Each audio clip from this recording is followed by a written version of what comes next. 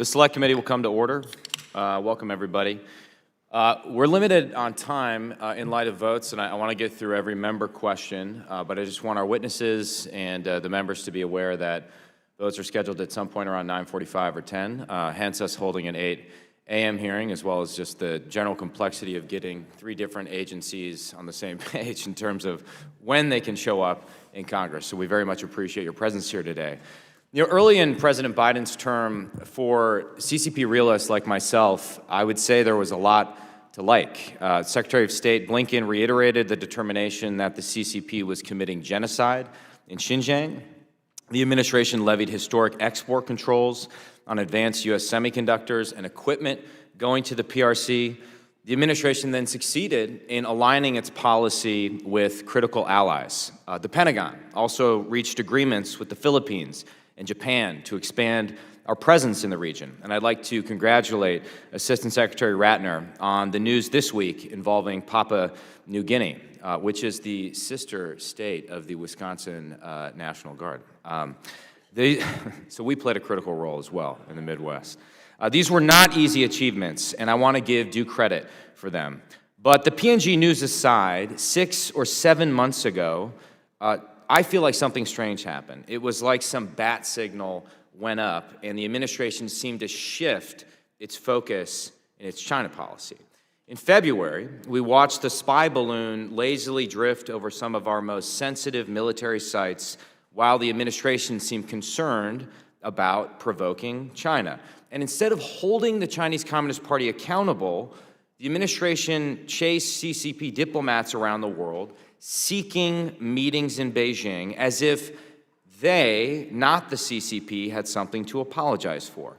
And perhaps most troubling, the administration has also delayed policies to end Huawei export licenses, restrict outbound capital flows in critical sectors, and hold CCP officials responsible for the Uyghur genocide accountable.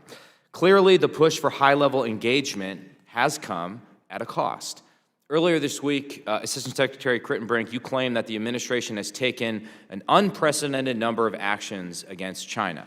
But let us seek truth from facts. The administration has used every defensive tool, from sanctions to entity listings to Chinese military company designations, less than the administration before it. It has been over 2 years since a single Hong Kong or PRC official was sanctioned for the erosion of Hong Kong's autonomy. The administration has refused to implement the sanctions required by the Bipartisan Uyghur Human Rights Policy Act. And while the administration has added more than 230 PRC entities to the entity list, that is still short of the 260 entities added under the last 2 years of the previous administration alone. The administration has sanctioned more PRC persons for illegal fishing than it has for genocide. I say all this not to score partisan points. When the administration makes good policy, I will commend it and have done so. The problem, in my opinion, is that right now, good policies are stuck in the interagency process, in interagency purgatory, apparent sacrifices to the altar of zombie engagement. So I hope today that we can have a candid and productive conversation about all of this. We're here to conduct oversight, but we're also here sincerely, I mean this sincerely, to offer help. Because I think we share a view that on this committee, that after decades of letting our guard down, implementing defensive policies towards the largest country in the world is incredibly difficult. It's incredibly complex. So I expect to hear some tough questions and spirited answers here today, but I sincerely believe that we are all on the same side. We are the good guys, and we must win this competition. And with that, I recognize the ranking member. Good morning, and thank you, Mr. Chairman. Thank you to the witnesses for coming so early today. In a couple weeks, Congress will recess, and we'll all go home, meet our constituents, and hear from them about their priorities, including for this very committee. Ahead of those conversations, I'd like to share with you an interesting statistic about how the American people perceive relations between the U.S. and the People's Republic of China, the PRC. According to a Pew survey, 6% of Americans see the PRC as a partner, while 52% see the PRC as a competitor. The Select Committee is focused on winning that competition. We've explored the economic competition, both through the CCP's actions toward American companies and how we proactively can work with partners and allies and up our own game in America to increase our competitiveness and protect our interests. We've also examined the CCP's human rights abuses against the Uyghurs, and we're investigating how Uyghur forced labor infects supply chains and undercuts our American businesses. This morning's hearing gives our witnesses a chance to convey what the Biden administration is doing to win that competition. And it gives the American people a chance to hear important questions about our progress, where we are winning, and where we are falling short. One question I hear from my constituents is the following: how do we avoid an open conflict with China? The majority of Americans see China as a competitor, but they are concerned about that competition turning into a war. A survey from late 2021 shows that 71% of Americans are concerned about a potential war with China in the next 5 years. And as you can see from the slide above, this concern about a war is widespread, regardless of party. We don't want a Cold War or hot war. We don't want an open conflict with the PRC. But we also don't want to see a continuation of the CCP's aggressive behavior, the type that we've seen over the past year. We've seen that behavior in three primary ways: cyber attacks, aggressive military intercepts, and actions against American companies to harm our economy. First, we've seen CCP-directed cyber operations targeting American infrastructure and officials. In May, the New York Times reported a PRC hacking operation toward Guam facilities owned by America. Just last week, PRC actors hacked emails of American officials, including U.S. Secretary of Commerce Gina Raimondo. These attacks are simply unacceptable. We need to know why we were not prepared and what's being done to make sure they don't happen again. Second, we've seen increasingly dangerous behavior in the Taiwan Strait and South China Sea. Earlier this year, a PLA Air Force jet intercepted a U.S. aircraft, and a PLA naval vessel engaged in a dangerous maneuver against U.S. and Canadian ships. These actions brought us just one mistake away from a deadly incident. It's important that we know how often these incidents are happening and what's being done to reestablish military-to-military communications so that the chance of war can be minimized. Finally, we're seeing actions by the CCP targeting American companies operating in the PRC. From forced technology transfer to state-sanctioned theft of U.S. IP to cyber espionage and economic coercion, these actions are harming our ability to be competitive. We need to know what the government is doing to level the playing field to give American workers and entrepreneurs a fair shot at winning the economic competition while preventing a series of retaliatory actions that could severely impact the American economy. The American people never shy away from a competition, but they do not want a fight. I hope our witnesses here today clearly articulate to everyone listening at home our plan to not just win the economic competition and the global competition against the CCP, but to make sure we prevent open conflict. I look forward to hearing your testimony, and I yield the balance of my time. Thank you to the ranking member. If any other member wishes to submit a statement for the record without objection, those statements will be added to the record. Well, we are privileged today to be joined by officials from the Department of Defense, the State Department, and the Department of Commerce, each of whom brings a unique lens into the Biden administration's PRC strategy. As I alluded to, it was not easy getting 3 different agencies here. I think my initial request to the administration was for 6 or 7 cabinet-level officials. I figured I should just shoot for the moon at the start, but we have a great mix here. We have the Honorable Daniel J. Kritenbrink is the Assistant Secretary of State for East Asia and Pacific Affairs. The Honorable Eli Ratner is the Assistant Secretary of Defense for Indo-Pacific Security Affairs, and I believe you are joined by your son, Ian, is that correct, who is in 6th grade. Hi, Ian. Thanks for joining us. Hopefully you get credit for school for this. And the Honorable Ms. Thea Rozman Kendler is the Assistant Secretary of Commerce for Export Administration, who I also believe has family members in the audience. I'm just assuming this is part of a tactic to convince me to be nice. I am from Wisconsin. But welcome, and thank you all for being here this morning. If you could please stand and raise your right hand, I will now swear you in. Do you swear or affirm under penalty of perjury that the testimony you are about to give is true and correct to the best of your knowledge, information, and belief, so help you God? Let the record show that the witnesses have answered in the affirmative. You may be seated. And with that, thank you all. Mr. Kritenbrink, you are recognized for your opening remarks for 5 minutes. Good morning. Chairman Gallagher, Ranking Member Krishnamurthy, distinguished members of the Select Committee, thank you very much for the opportunity to testify before you today. I'm truly honored to be here. I appreciate this committee's bipartisan approach to strategic competition with the People's Republic of China. The Biden-Harris administration is clear-eyed about the challenges posed by the PRC, which has become more repressive at home and more aggressive abroad in challenging the interests and values of the United States, as well as our partners and allies. China is the only competitor with both the intent to reshape the international order and increasingly the economic, diplomatic, military, and technological power to do so. Implementing the core pillars of our PRC strategy, invest, align, compete, is working, and it is positioning the United States to outcompete China and maintain an enduring competitive edge.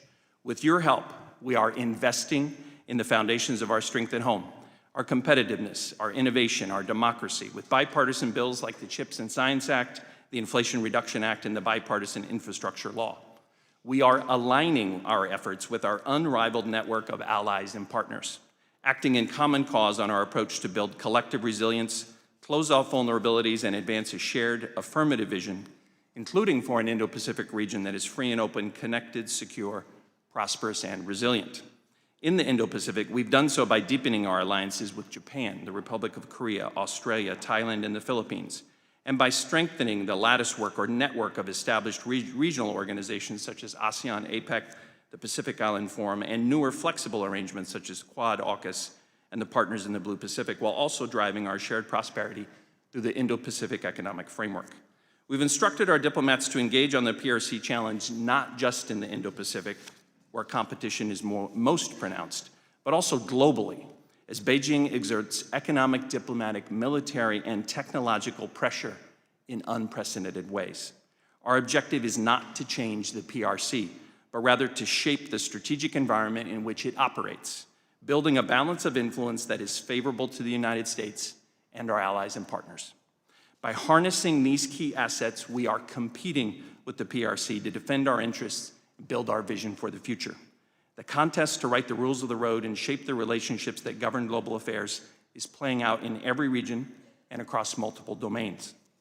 We will continue standing up to PRC threats and provocations, whether in the South and East China Seas or across the Taiwan Strait, to its economic coercion, to the PRC's attempts to exploit our cutting-edge technologies to advance the PLA's military modernization, and to the PRC's increasing acts of transnational repression around the world, including here in the United States.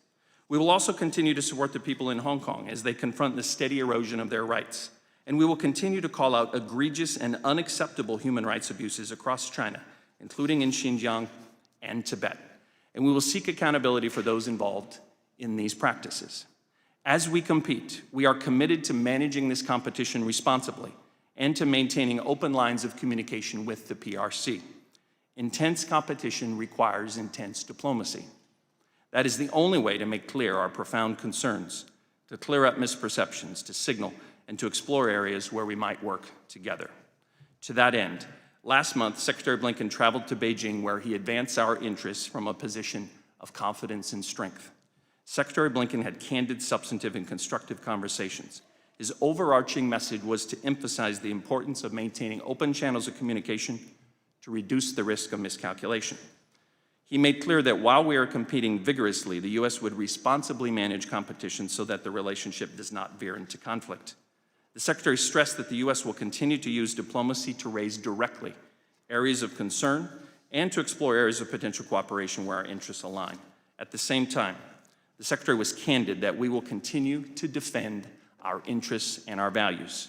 We have taken, and we will continue to take, a range of actions against PRC entities involved in human rights abuses, non-proliferation, and supporting Russia's war in Ukraine. We will continue to uphold freedom of navigation in the region by flying, sailing, and operating wherever international law allows. And we will support our allies and partners in the face of PRC threats and coercion. In closing, let me reiterate our commitment to approaching our PRC strategy in a way that is inclusive and consistent with our values, with bipartisan efforts here at home, and in lockstep with our allies and partners. There are few issues where bipartisan action is more crucial. In coordination with Congress and this committee, we are confident that we can and will prevail in our competition with the PRC. Thank you very much. I look forward to your questions. Thank you. Dr. Ratner, you're recognized for 5 minutes. Chairman Gallagher, Ranking Member Krishnamurthy, and distinguished members of the committee, thank you for inviting me to testify today about how the Department of Defense is delivering historic results for peace and deterrence across the Indo-Pacific region. And it's a privilege to be here today with my good friends, Assistant Secretary Kritenbrink and Assistant Secretary Kendler. On behalf of the DoD, I can report today that we are clear-eyed about the China challenge, that we are giving it the attention and resources that it deserves, and that these efforts are starting to deliver in meaningful ways. The 2022 National Defense Strategy identifies the People's Republic of China as the department's pacing challenge for good reason, which this committee has highlighted over the past several months. Fundamentally, the PRC is the only country in the world with the will, and as Assistant Secretary Kritenbrink noted, and increasingly the capability, to refashion the international order in ways that would deeply undermine vital U.S. interests. No doubt, this challenge is serious, but so too has been our response. In fact, over the past 2 years, the administration and Congress have worked together to ensure that we have a U.S. military that is more capable, more distributed across the region, and more deeply integrated with our allies and partners. First, with the support of Congress, the Department is investing in critical capabilities to maintain deterrence and prevail as necessary in this decade and beyond. The U.S. military is the most capable and credible fighting force in the world, and for decades, that basic fact has formed the heart of deterrence throughout the Indo-Pacific. Indeed, deterrence today is real and deterrence is strong, and the Department is asking Congress to support historic investments that will keep it that way. These investments strengthen our warfighting advantages, exploit adversary vulnerabilities, and address critical operational challenges in the Indo-Pacific. They provide capabilities that will serve to strengthen our combat-credible deterrent by ensuring we can prevail in conflict. Looking further over the horizon, we are also seeking unprecedented levels of funding for research and development. These major investments will help us to develop and deploy breakthrough technologies to deter conflict in the decades ahead. Second, the Department is making historic progress toward a regional force posture that is more mobile, distributed, resilient, and lethal. In the past year alone, we have announced new force posture initiatives with some of our closest allies and partners in the Indo-Pacific. With Australia, we are increasing rotations of U.S. bombers and fighters through Australian bases while deepening our logistics cooperation. With Japan, we have agreed to station the Marine Corps' most advanced formation forward for the first time ever in 2025. With the Philippines, U.S. forces will have access to 4 new strategic locations across the country as part of our Enhanced Defense Cooperation Agreement. And with Papua New Guinea, where Secretary Austin will be traveling next week as the first U.S. Secretary of Defense ever to visit PNG, we recently concluded a defense cooperation agreement that will increase regional stability by deepening our bilateral security cooperation. Mr. Chairman, I know we share this priority, and this administration is laser-focused on modernizing our Indo-Pacific force posture to meet this moment. Third and finally, we are leveraging one of our greatest strategic advantages by deepening our alliances and partnerships that in almost every instance are stronger than they have ever been. The Department is supporting our Indo-Pacific allies and partners as they invest in themselves and their own strength, in their relationships with each other, and in their relationships with the United States. We're supporting Japan's efforts to acquire new counter-strike capabilities. We've launched a major new technology initiative with India, and we are working with countries across Southeast Asia to acquire asymmetric capabilities to counter Beijing's coercive activities. Consistent with longstanding U.S. policy, we are also supporting Taiwan's self-defense in the face of the PRC's threats of aggression and ongoing pressure campaign. Mr. Chairman, Ranking Member, we are making substantial progress in bolstering deterrence in the Indo-Pacific and strengthening our strategic position in this most vital region. Nevertheless, there is still much to do, and it is critical that we continue moving forward with urgency and with resolve. To that end, we will need your continued partnership to keep delivering, and the Department looks forward to working with this committee and the entire Congress to meet our pacing challenge. Thank you for your time and attention, and I look forward to your questions. Thank you, Dr. Ratner. Assistant Secretary Kendler, you are now recognized for 5 minutes. Chairman Gallagher, Ranking Member Krishnamurthy, distinguished members of this committee, thank you for inviting me to testify about the Biden administration's China strategy from the perspective of the Commerce Department's Bureau of Industry and Security, BIS.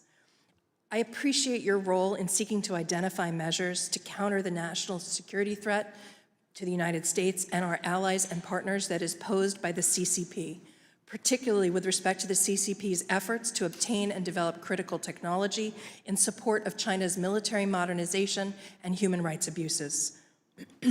BIS's mission is to effectively control exports and promote continued U.S. strategic technology leadership to advance U.S. national security and foreign policy. Day by day, we aggressively and appropriately contend with the strategic technology threat posed by China. Through the Export Administration arm of BIS, which I lead, we identify sensitive U.S. technologies that would give our adversaries an advantage and develop the policies and strategies to protect such technologies. We carefully review data, industry information, and classified reporting to assess the availability of foreign technology and the effectiveness of our controls, as well as foreign entities and users that require extra scrutiny. Together with our interagency partners in the Departments of Defense, State, and Energy, we review license applications submitted by exporters to determine whether specific transactions are consistent with U.S. national security and foreign policy interests. Each agency brings its unique expertise and understanding of China to this analysis, complemented by input from our intelligence community and law enforcement partners. We strategically use our tools to counter China's efforts to outpace the United States and our allies and to modernize its military. This is particularly necessary given China's military-civil fusion strategy under the CCP's government system, which requires the United States to impose stronger export controls targeting advanced commercial items that can be used also in military applications. Our export controls function through both technology and entity-based controls. Technology controls typically are framed in terms of performance specifications. The advanced computing rule we released on October 7th last year is a prime example of a BIS technology control, one which has proven to be extremely effective in restricting China's ability to use artificial intelligence and supercomputing power to develop its military by targeting the hardware, semiconductors, semiconductor manufacturing equipment, and other items that provide the computing capacity to train advanced AI models. There has been much reporting on our efforts to refine the advanced computing rule and publish a revised rulemaking. We were grateful to receive extensive public input on the original rule and are indeed working to ensure our measures are as effective as possible to protect U.S. national security. Although I can't provide a preview of those actions at this time, my team and I look forward to working with committee members at the appropriate time to explain our approach in depth. In terms of entity-based controls, we base them on specific and articulable evidence regarding foreign entities that pose a threat to U.S. national security or foreign policy. Working with our interagency partners, we add such organizations to the BIS entity list and require authorization before U.S. technology may be shipped to them. Of the 772 China parties on the BIS entity list, 237, or around 1/3, were added during this administration. For both our technology and entity-based controls, I can't overstate how critical our global partners are. Whether we align controls through an international export controls coalition or implement them by ourselves, we know that controls are most effective when they evenly affect all relevant industry around the world. We share our risk assessments, whether they're about misuse of technology or reliability of companies, with allies and partners, and work diligently to develop common approaches to issues of common concern. I'll conclude by noting that we are not using export controls to pursue economic decoupling from China. Our approach to China is calibrated and targeted. We seek to counter China's military modernization by restricting key sensitive technologies and exports to specific entities of concern, without undercutting U.S. technological leadership or unduly interfering with commercial trade that doesn't undermine U.S. national security. Thank you for this engagement today. I look forward to your questions. Thank you. Ms. Kendler, in your written testimony, you write that, quote, ensuring that U.S. technology is not used against us is central to our approach with the PRC. We have recent reporting indicating, however, that the administration has delayed a new licensing policy that would finally restrict all U.S. technology from going to Huawei, a firm I think few, if any, would deny is deeply hostile to U.S. interests. So I'm going to go this way to this way. Dr. Ratner, if the vote came before the End User Review Committee today to restrict all U.S. technology going to Huawei, how would you vote, yes or no? Congressman, I'm not a voting member of that committee, but I think we are still waiting on data and information about the costs of actions like that when we assess them, and I don't think we have that information yet to have rendered a final decision. So let me rephrase it, as I suspected this would happen. Do you believe, Dr. Ratner, that U.S. technology should go to a company that spies on the U.S. like Huawei? No, Congressman. Mr. Kritenbrink, do you believe that U.S. technology should go to a company that spies on the U.S. like Huawei? No, I believe we should take steps necessary to defend our national security, And we will and we have. Ms. Kendler, do you believe that U.S. technology should go to a company that spies on the U.S. like Huawei? Yes or no? No, I do not. We are very clear in our national security approach to Huawei. Absolutely no advanced technology is permitted under our regulations. I'd also note that under our advanced computing rule of last October, we've targeted technology used by companies like Huawei. That broad technology sector approach applies to companies across the PRC, and perhaps in a way that is even more effective than an entity-specific listing. So I just want to note that we had 3 of the 4 agencies involved in U.S. export control policy, 3 of the 4 that have a vote on the ERC, say that U.S. technology should not enable Huawei. And I hope, Ms. Kendler, that your agency will be submitting to the ERC a request for a vote on denying all U.S. technology to Huawei. It is my view that we can't delay this action any longer. And I think that gets to a core concern. I won't speak for any other member, but I alluded to in my opening statement, the idea that we may be delaying defensive action in order to pursue economic and diplomatic engagement with the People's Republic of China. And to that end, Mr. Kritenbrink, on Tuesday at the House Foreign Affairs Committee, you acknowledged that the administration has not sanctioned a single official under the Uyghur Human Rights Policy Act. Have you ever advised Secretary Blinken, Deputy Secretary Sherman, or any other senior U.S. government official to delay sanctioning PRC officials under the Uyghur Human Rights Policy Act? Mr. Chairman, two responses. One, we've taken a range of actions, not under the Uyghur Human Rights Protection Act, but a range of other actions, including under Global Magnitsky and a range of entity listings, and also visa restrictions to punish and hold accountable Chinese officials. I'm not in a position to comment in detail on matters that are pre-decisional and under deliberation. But have you ever advised any senior U.S. government official to delay sanctions under that act? I'm not in a position to comment on pre-decisional matters that are under deliberation. What I can assure you I'm talking about sort of, this isn't pre-decisional, I'm talking about past actions that you've done. Have you ever advised? For matters that are under deliberation, I'm not going to comment in detail on any discussions that may or may not have happened, but so you don't want to answer the question. I will commit to you what I committed to our Chairman McCall and other HVAC committee members. We are committed to enforcing U.S. law. We have done so and we will do so, including under this act and including against a range of Xinjiang officials, consistent with what we've done to date. I guess I'll ask one more time. So have you ever advised any senior U.S. government official to delay sanctions under the Uyghur Human Rights and Policy Act? What I have advised is that we will carry out our obligations under the law, but I'm not going to comment on the details of our internal deliberations. Okay, so I obviously disagreed with your assessment that the administration has taken an unprecedented number of actions against the PRC. In terms of like a net assessment of what you've done versus the previous administration, is there any metric by which you've done more? What I would say, Mr. Chairman, is it's the number of actions, it's the consequence. What then is the number relative to the previous administration? Which you can, I mean, it should be a... I'm talking about the whole scope of our actions across the board to build American national power and defend our interests. Those would be entity listings, those would be Treasury SDN listings, Those would be the advanced computing rule. But if your Would be claim the is you've done extraordinary- more, unprecedented That is the would word be you the- use. Give me the number that proves that claim.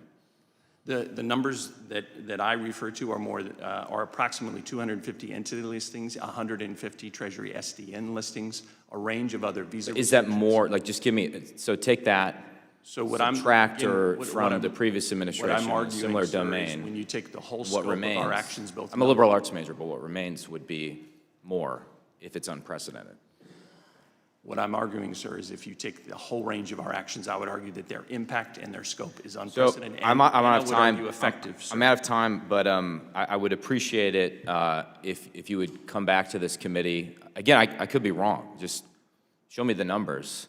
Yes, to sir. prove this perhaps unprecedented claim that you have done unprecedented actions against the CCP. And I will say that I'm wrong if I have the numbers in front of me. So with that, I recognize the ranking member.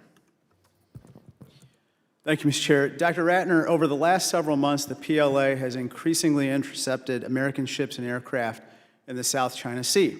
These waters account for 1/3 of global maritime trade. Let's take a look at a map of the PRC's sovereignty claims, which are called the 9-dash line. Oh, wait, no, not that one. Can we get the other one, guys? Okay. The best That's chart better. in Congress. This is the South China Sea, and this is the 9-dash line, which lays claim to almost the entirety of the South China Sea. Now, Dr. Ratner, neighboring countries completely reject the PRC's sovereignty claims over the entire South China Sea, correct? That's correct. Not only the countries on the periphery, but the United Nations Arbitral Tribunal has also ruled that the PRC's claims are illegal under international law. And not only that, but the PRC called this ruling that you referred to, quote unquote, null and void, right? That's correct. Let's see the impact of the PRC's view of international law. In December 2022, a Chinese fighter jet flew within 20 feet of a U.S. plane above the South China Sea. And then here in June, just last month, a Chinese warship cut off a U.S. destroyer at a length of 150 yards. Isn't that right? That's correct. It appears to me that the CCP believes that these dangerous maneuvers will somehow deter us from exercising our freedom of navigation. But isn't it fair to say that their dangerous actions will have no such impact? Absolutely, Congressman. We have said again and again, publicly and privately to the PRC, that their actions will not deter us and that we will continue to operate, fly, sail, and operate wherever international law allows. Thank you. Let me turn to another topic that comes up all the time with my constituents, which is cyber hacking. I think all of us in this room have been hacked to some degree. This is something that we can all understand. In fact, I just learned last week that one of my own staff here on the Select Committee had his own LinkedIn account hacked. This is my staff member. His name is Jack. Meet Jack. Jack was proud to join this committee, so he went to update his LinkedIn profile, and this is what he found. This is not Jack. Now his name is Bai Lulu, and he is a proud graduate of Xi'an Jiaotong University. This is an example of what happens to Americans every single day, and apparently it happened to administration officials just recently. Now, Ms. Kendler, last Tuesday, the Commerce Department confirmed that Secretary Raimondo's government email had been infiltrated by Chinese hackers, correct? Microsoft did notify the department of a compromise to its Office 365 system, and we took immediate action to respond. And we're monitoring our systems. I'm not in a position to characterize the Secretary's email. Well, published reports say that. And Mr. Kritenbrink, we learned that the State Department was also targeted. Can you rule out whether you or your staff's emails were hacked as well? As Thea indicated, I can't comment on an investigation that's underway being conducted by the FBI, but no, I will not rule it out. You can't rule it out. Look, it turns out that Chinese law requires that any software companies doing business in the PRC are required to share their source code as well as vulnerabilities in their source code with the CCP. What I'm concerned about is that these software companies then turn around and might sell those same pieces of software to Americans, including the United States government. So I would demand that you please go back to the administration and talk about how we can prevent compromises of our United States government accounts based on Chinese law and compliance with Chinese law by American companies. Now, Mr. Kritenbrink, let me turn to the last topic I wanted to bring up. Last month, Secretary Blinken said that, quote, the understanding that any differences regarding Taiwan will be resolved peacefully is foundational to how we understand our relationship with the PRC. China's foreign ministry shockingly did not agree with this statement, and they said, quote, this distorted America's political promise to them. Now, Mr. Kritenbrink, when the U.S. established diplomatic relations with the PRC starting in the 1970s, each of our communiques clearly laid out and reaffirmed our, quote, interest in a peaceful settlement of the Taiwan question. Isn't that right? Mr. Ranking Member, it's absolutely correct that from the very beginning, our policy and our approach has been predicated on the maintenance of peace and stability across the Taiwan Strait and peaceful resolution. Blinken's statement did not distort any promise that we ever made to the PRC. Of course not. In effect, the PRC is gaslighting us by trying to redefine the reality of our commitment to a peaceful resolution of the Taiwan question, right? I'm not going to speak to Beijing's position. What I can confirm, Mr. Ranking Member, we're absolutely committed to maintaining our one China policy and to meeting our commitments under the Taiwan Relations Act to assist Taiwan to maintain a sufficient self-defense capability. We'll meet those obligations. There hasn't been any change to our one China policy over the last 40 years, and that approach has been fundamental to maintaining peace and stability. If there's a threat to changing the status quo and to undermining that peace and stability, it's the PRC's increasingly aggressive and coercive measures taken against Taiwan. Thank you. Of the many things I admire about the ranking member, his chart game is at the top of the list. Mr. Luke DeMeyer is recognized for 5 minutes. Thank you, Mr. Chairman. Ms. Rozman Kendler, while struggling today, China's economy is estimated by Goldman Sachs to possibly overtake the United States within the next 10 years. Most notably in 2022, the U.S. had a $382 billion trade deficit with China. In 1990, 1 year before the collapse, the U.S. had a trade surplus of over $2 billion with the USSR right before their collapse. Would the CCP be able to afford their military operations, build detention camps, subsidize their industries against ours if they had a trade deficit with the U.S. instead of a surplus of $382 billion? Congressman, I'm not in a position to speak to that issue. Are you not with Commerce, which oversees, and you made a whole big long speech in your opening statement with regards to trade.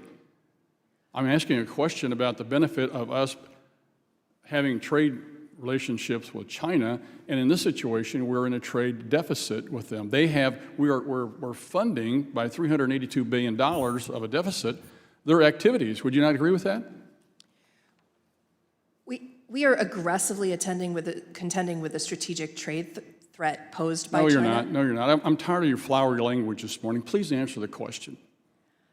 Do you agree that by us trading with them, we are allowing our money to flow that way, which helps their economy, which helps them to be able to build detention camps against their own people, subsidize their industries against ours, and build up their military? It's a pretty simple question. I believe that the world's biggest economies should continue commercial trade that does not affect and harm our national security interests. So our innovation in the United States is driven by exports. Well, question for you then. We had one of the dissidents from and survivor of Tiananmen Square, actually had two of them talk to us recently. And we asked the question of one of them, both of them, and one of them responded. What happens? What should we do to be helpful to the Chinese people? And his comment was, quit helping the Chinese government. That's all he said. There was a hush over the room. Quit helping the Chinese government, implying that when you help the government, they hurt us. When you help the government, they hurt you. Your policy, Ms. Rozman Kendler, helps the Chinese government. Your inability to answer my first question tells me you don't care. You don't understand the Chinese are the biggest bully on the planet. They determine the rules of the playground. They determine the relationships on the playground. And as long as you're willing to play footsie around the edges, we're never going to be able to corral them. And my first question is, with regards to them being able to overtake us with their economy, when they overtake us, we're done. They will be able to dictate all sorts of things to all their partners around the world, including the reserve currency status, which means they can take us over with firing a shot. At some point, we have to understand we cannot continue to be playing footsies with these guys. And my question then is how can you, how would you respond to that detainee when he said, stop helping the Chinese government? How would you respond to him? We've undertaken a litany of steps at the Department of Commerce to make sure that the Chinese government, the CCP, does not have access to technology that they can use to threaten U.S. national security interests. And that is specifically focused at government programs, at the use of dual-use civilian technologies by the military. We have military end-use controls in place. Madam Kendler, we had testimony in this committee already that they were able to break into 14 out of 16 agencies of the Department of Defense. Come on, tell me you're not serious about this response. They can take anything in the world, and we've already had testimony here that they get between $200 and $600 billion worth of intellectual property from the United States every year. That's not a serious response on your part. We've got to stop everything going to China. If we don't, they use everything against us. And your willingness to continue to play games with them and be a partner with them endangers us down the road. I'm at a loss for words. With that, I yield back my time. Mr. Moulton is recognized for 5 minutes. Thank you, Mr. Chairman. Mr. Chairman, you started this hearing by explaining how important it is that we engage in tough questions, and that spirited debate has been a hallmark of this committee's work and a hallmark of our hearings. But I think to accuse people with the record of service of our 3 witnesses this morning of not caring is a bit beyond the pale. Now, as members of the administration, you have also been accused of so-called zombie diplomacy, which is to say you're meeting with Chinese officials with no goals in mind. To quote our chairman, the siren song of engagement invariably leads to appeasement in the face of foreign aggression.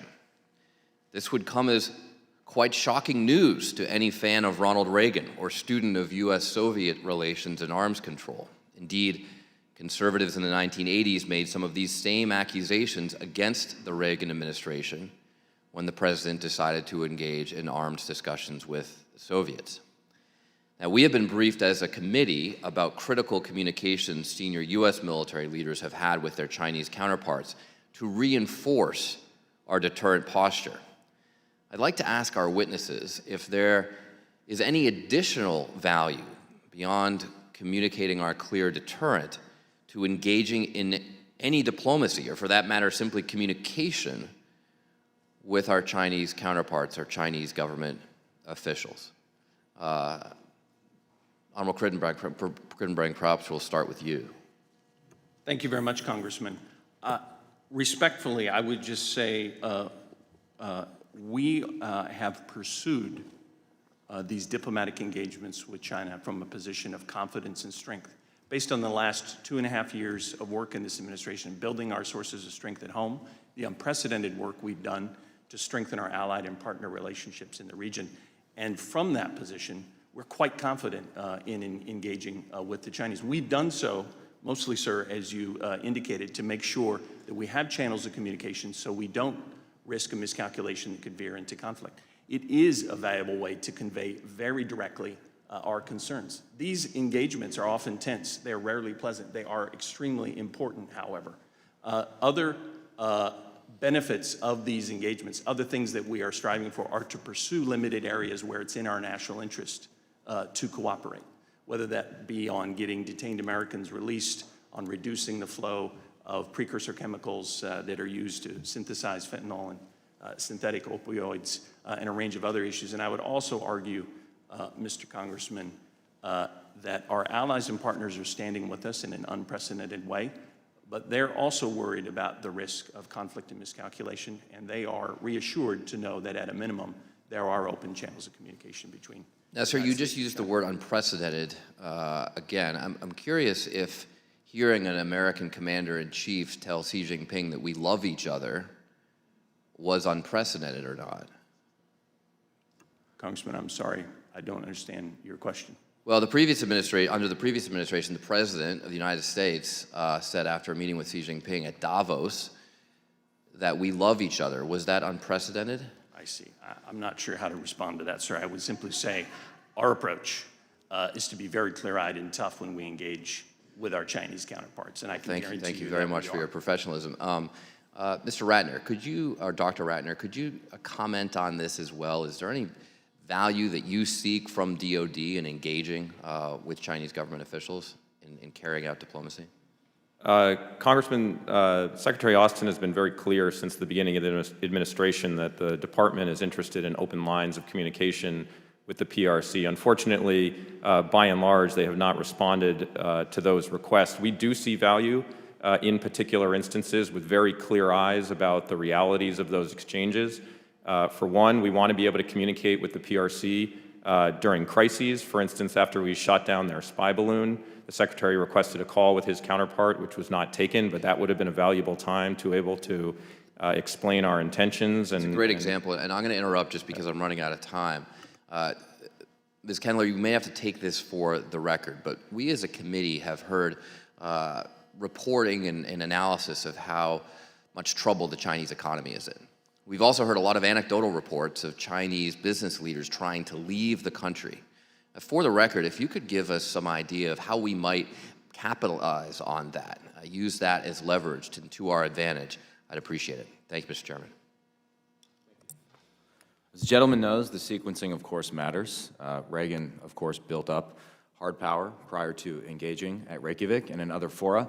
He was also willing to wage ideological warfare aggressively against the Soviet Union, which is an absence of our current strategy. So I just would say, since I was invoked, that détente without a credible military deterrent is like music without instruments. But Mr. Newhouse is recognized for 5 minutes. Thank you, Mr. Chairman. Thank you all for being here with us this morning. Mr. Kritenbrink, you brought up the subject of fentanyl precursors. That's one of the questions that I wanted to delve into this morning.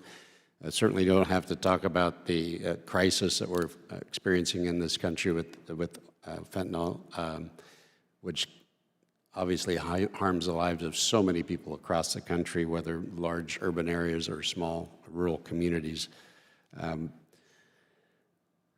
I certainly believe that we need to crack down on this problem, and so I just want to ask what the administration is doing to address this apparent indifference, in fact, denial by China that they are engaged in this, in the production and distribution of the precursors of fentanyl.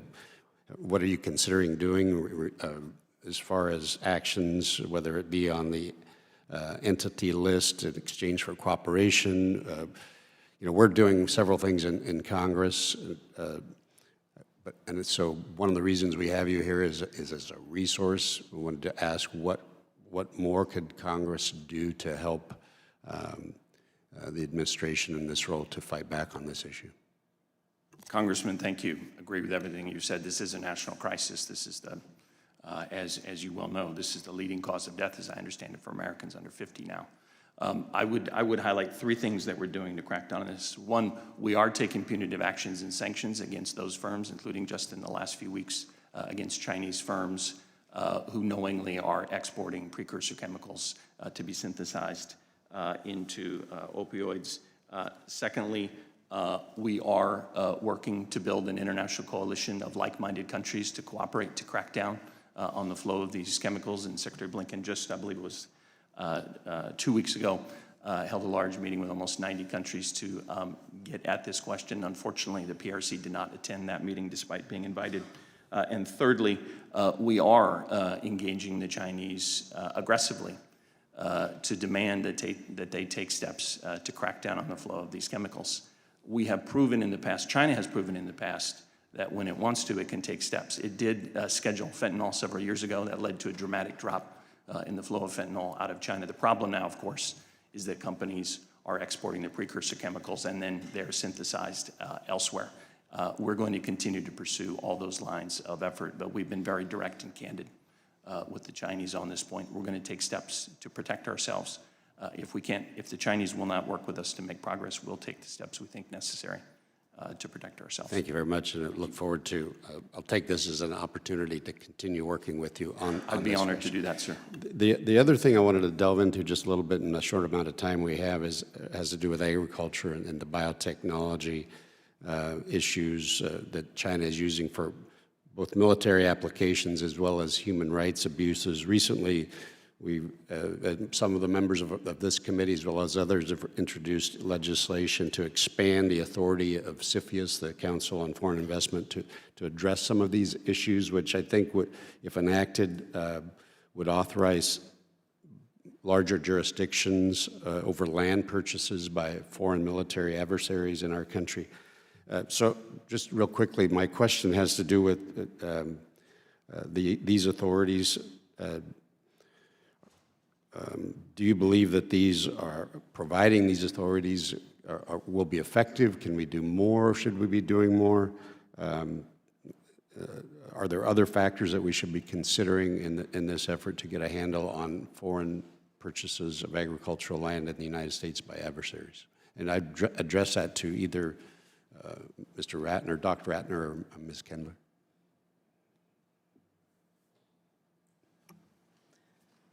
Congressman, I appreciate that question. We do participate in the CFIUS process along with the other agencies represented here. This is certainly something that we're tracking and paying a great deal of attention to. I think we need to refer you to the Department of the Treasury for further detail on how they are looking at the question of agricultural land in the CFIUS process. But we certainly are eager to work with you and your team on this and better understand the issues facing your constituents and others across the country. Dr. Ratner, any response? Congressman, I'll just say, have to take a closer look at the specific legislation, but absolutely support efforts to prevent adversarial ownership of sensitive land, industries, and sectors, and biotechnology is one worth taking a careful look at. Thank you, Mr. Thank you. Chairman. Ms. Khan is recognized for 5 minutes. Thank you, Mr. Chairman, and thank you for your bipartisan leadership on the committee. I will say, despite your efforts to make this as high-profile a committee, probably the most significant thing happening on U.S.-China relations today is not in the hearing, but Dr. Kissinger meeting Xi Jinping as we speak and meeting all the high-level leaders in China. And I say that because I think there's an area in the committee where there's clearly bipartisan agreement, and that is, as Congressman Lukemeyer has made the point, you've made the point, Congressman Whitman, others, we've hollowed out our industrial base. We have had massive trade deficits with China increase since joining the World Trade Organization, since we allowed China to join. I believe that's a colossal mistake. I mean, you look at the top 15 steel companies in the world, and the United States doesn't have a single one. 9 of them are in China. How in the world did we allow that to happen as a country? It was a bipartisan mistake for 40 years. And I think on this committee, there can be an agreement that we need to start rebuilding the industrial base and reducing the trade deficit with China. I just quickly would love to get a yes or no with all 3 witnesses. Do you agree that we need to do far more to reduce the trade deficit with China and bring some of these critical industries back home? Secretary, we start with Secretary Ratner, Honorable Ratner. Sure, Congressman, I agree. Well, Congressman, I would say that absolutely we have to take a range of steps to protect our national security and invest in our sources of strength at home. I think we're doing absolutely that. And you would agree we have to lower this trade deficit? Certainly, it's in our interest to lower the deficit. I think more importantly, we should address distortionary economic policies on the part of China, protectionist and discriminatory policies on the part of China, and actions that undermine our economic and national security. Secretary Kendler? Particularly on the technology front, returning innovation to America, and I think the CHIPS Act in particular is a really strong example. Look, I helped write the CHIPS Act, but return innovation to America is a story we've been saying for 40 years while we hollowed out the manufacturing base. I mean, I think we've got to be a little more specific. Let's return steel, let's return manufacturing. We said, we're going to do all the invention, we'll do all the stuff in Silicon Valley. You go to places like Lordstown, Ohio, and they're hollowed out. If I was there, I'd be terribly upset at failed American leadership for 40 years while we just watched as steel left, as aluminum left. I mean, can we make a commitment we're going to start to lower the trade deficit? I come at this from a national security perspective, but I absolutely know that the Commerce Department wants to work with you and your team on these issues. So let me take that back, and we will continue our good cooperation on this.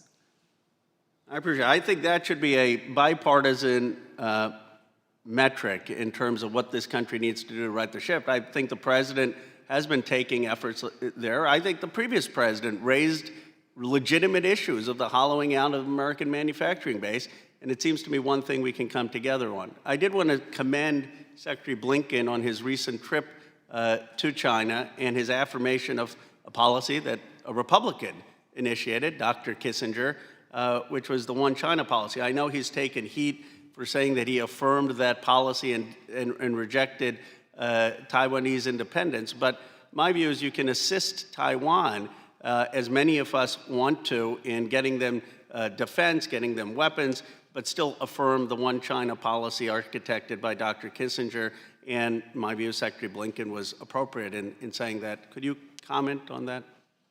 Yes, Congressman, there's been absolutely no change to our One China policy. As you know, it's based on the Taiwan Relations Act, the 3 joint communiques, and the 6 assurances to Taiwan. The Secretary in Beijing outlined that policy. He did not say anything new. And I would just, again, I'll reiterate what I said earlier. We will meet our obligations under the Taiwan Relations Act to assist Taiwan to maintain a sufficient self-defense. Our focus is on peace and stability. And maybe one last comment, Congressman. I just have 25 seconds, so I apologize. I suggest a 4th communique, which is to lower the trade deficit and bring manufacturing home by either president, any president in this country. But I appreciate your comments. Thank you, Congressman. The only comment I was going to add was we absolutely are not pulling our punches in any way, in any way, before these engagements, after them. I think you've seen that over the last 2.5 years. You'll continue to see that going forward, including on our One China policy. Thank you. Dr. Dunn. Dr. Dunn, you are recognized for 5 minutes. Absorbed in reading the memorandum. Thank you very much, Mr. Chairman. So, strategic competition with China is one of the defining issues, obviously, of this Congress. And now, more than ever, we must be focused on understanding and responding. I thank each of you for showing up, and it's my sincere hope that the Congress and the administration can work together to fulfill the mission for the sake of the American people. Unfortunately, a number of the policies of this administration have only emboldened the leadership of CCP, and I think Speaker McCarthy was correct when he said the danger posed by our dependence on China is dire.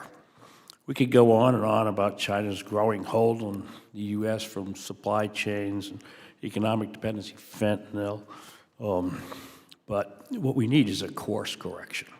However, today I want to consider one of the very real threats China poses to some of our allies and friends, specifically those in the Indo-Pacific region, the Pacific Island nations. The U.S. relationship with the Pacific Islands was forged 80 years ago when millions of Americans left their homes to fight for freedom on the beaches of Tarawa and Peleliu and in the jungles of Guadalcanal and Bougainville. Over 100,000 Americans sacrificed their lives, and after the war, we mostly withdrew from the region. There was still some U.S. presence. I actually had the privilege of serving in the Pacific Islands as an Army surgeon, and I've provided care in many of those nations. Meeting those people under those conditions, you get to know them, and these are really good people. Largely, there's been a posture of neglect. The people we fought alongside have and helped liberate, we've forgotten them. Well, let's recall, we needed access to those islands when we wanted to take the war to Japan, and now they're under attack again. The poster, do we have our poster? Good. The poster just gone up on the screen behind me illustrates how the CCP has infiltrated our friends in the Pacific Island nations. The countries in red recognize Beijing. Countries in green recognize Taiwan. There used to be a lot more green. If a country recognizes Taiwan, that means it doesn't have a Chinese embassy there. As you likely know, these embassies act as hubs and incubators for malign activities. That's why we closed our Houston consulate in 2020. The CCP is counting on the U.S. to remain passive in these countries so that they can take over. The islands are just as valuable strategically to China as they were to Imperial Japan. The CCP is launching a new kind of attack, mostly on the political warfare front, but the effects on the ground are very, very real, and they include economic dependency and social destruction. This is China's greater new wall, Greater Wall of China. We're obligated to remember our bonds with the good people of the Pacific Islands, to rebuild these bonds, and to work with them to defeat the attack on their freedoms and, quite frankly, our strategic interests. Secretary Kritenbrink, the then president of the Federated States of Micronesia, David Panuelo, released 3 letters over the last 2 years that laid out in detail the PRC's comprehensive and pernicious political warfare against the Federated States of Micronesia and other islands as well. Mr. Chairman, I'd like to enter those letters into the record. Mike? Okay. Thank you. The letters, by the way, the title of the article that accompanies the letters is Micronesia's President Writes Bombshell Letter on China's Political Warfare, authored by Cleo Pascal and the Diplomat. So his letters were a cry for help from us. In his March 23 letter, President Panuelo wrote, as a result of aggressive political warfare on his country by Beijing, he was in well-advanced negotiations with Taipei to switch his country's recognition back to Taiwan. This would have been a huge win for the free world and the people of Micronesia, but it didn't happen. Can you explain to me what the State Department did to assist the Federated States of Micronesia, Taipei negotiations at that time? Congressman, I don't know if I can respond specifically to what happened right at that time, but what I can say is absolutely agree with you about the centrality of our partnerships with our Pacific Island friends. Under this administration, we have dramatically stepped up our game. Thanks to support from Congress, we're expanding our diplomatic footprint in the region. We've opened new embassies in the Solomon Islands and Tonga. We are working on opening embassies. My time, unfortunately, has expired. I will submit other questions for the record. Thank you. I yield back. Thank you. Mr. Kim is recognized for 5 minutes. Thank you, Mr. Chair. Thank you for coming early this morning to be able to talk with us. Mr. Kritenbrink, I want to start with you. You and I have had some conversations before in the Foreign Affairs Committee about coalition building. And I wanted you to just kind of share with this committee, how do you think of the importance of coalition building to the work that we're trying to do vis-a-vis China and across the Indo-Pacific? Thank you, Congressman. I would argue that revitalizing and strengthening our allied and partner relationships is the most important part of our entire approach to the Indo-Pacific. And I would also argue it's the most important part of our China strategy. Thank you. Dr. Ratner, what are your thoughts? How would you position the importance of coalition building and the work that DoD is doing to position ourselves to prepare for anything that could occur in that theater? Congressman Kim, it's absolutely central to our strategy. It's central to deterrence and, in some instances, to war fighting, and we've made great progress in this regard in terms of supporting our allies' ability to strengthen their own capabilities, deepening our bilateral alliances and partnerships, and also linking together our alliances in unprecedented ways. I think the two of you would say that there's still more work to be done. Is that correct, Mr. Kritenbrink? Absolutely. I think what we've achieved is unprecedented, but we have to keep at it, and there's more Dr. we can Ratner? and should do. Absolutely, and we're getting on a plane with the Secretary down to Australia next week to continue these efforts. With the recent engagements that our government has been doing with, most notably Secretary Blinken and others, Mr. Kritenbrink, how is that being perceived by our partners? Is that helping or hurting our ability to build these coalitions? I would say each of our partners has communicated to us that they welcome that outreach. Again, Our partners are very clear-eyed about the challenges that China poses. They communicate that with us as well. They have been reassured and gratified by our re-energized commitment to the region and building those partnerships, but they're also reassured by our engagement with the Chinese because no one wants to see conflict in the region.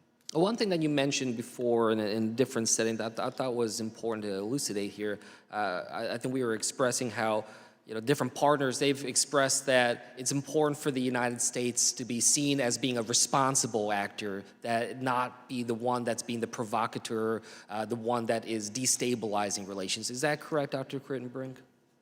I think it's absolutely correct. I think it's clear who's challenging the rules-based order and the status quo in the region, and that is the PRC. But I think when we continue to demonstrate that we are committed to the long-term prospects of the region, that we are the responsible actor, I think it's very much to our benefit. Dr. Ratner, your thoughts on this? How important is it that we be seen as being the responsible actor to show that we're using every and all means to be able to avoid conflict as possible? It's fundamentally important, Congressman, and that is why it is so important to us to operate in accordance with international law and responsibly as we do throughout the region. I raise these points because we're having a fundamental debate here right now, not just in this room, but here on Capitol Hill, about the role of diplomacy, about the role of coalition building, about these different tools in our toolbox. And I'll be honest with you, I'm getting pretty alarmed by where the trajectory is going. We've seen how the House Appropriations Committee has been moving forward when it comes to the state foreign ops spending portion, 24% below the president's request. I guess, Mr. Kritenbrink, I want to ask you, from your perspective, what would that do to our ability to execute our strategy in the Indo-Pacific vis-a-vis China? Thank you, Congressman. I had the opportunity to speak to this in front of the HVAC Asia Subcommittee just a couple of days ago. I think that drastic cuts to our budget in this era of strategic competition would be devastating to what we're trying to achieve. And as we're working aggressively to outcompete China, this isn't the time to withdraw or reduce our investments. I think it's the time to increase those investments. That's why the president has submitted the budget request that he has. And Dr. Ratner, am I correct in thinking that that doesn't just hurt us on the diplomatic side? Does that impact you? And in addition, I want to bring on top of that, the fact that we got about 275 general officers and flag officers being held up in terms of their appointments. How does that, these types of missteps and honestly self-inflicted wounds affect your ability on the DoD side? Congressman, when our three secretaries appeared before the Senate Appropriations Committee earlier this year, Secretary Austin was very clear that DoD succeeds when our partner agencies succeed. So absolutely, when it comes to the strength of diplomacy and our economic policy, it's fundamentally essential to our ability to succeed in the defense realm. And as it relates to nominations, I think as is true with the State Department, we will succeed when we have our teams in place. And I think our senior officials have been very clear about how important that is. Thank you. I yield back. Ms. Steele is recognized for 5 minutes.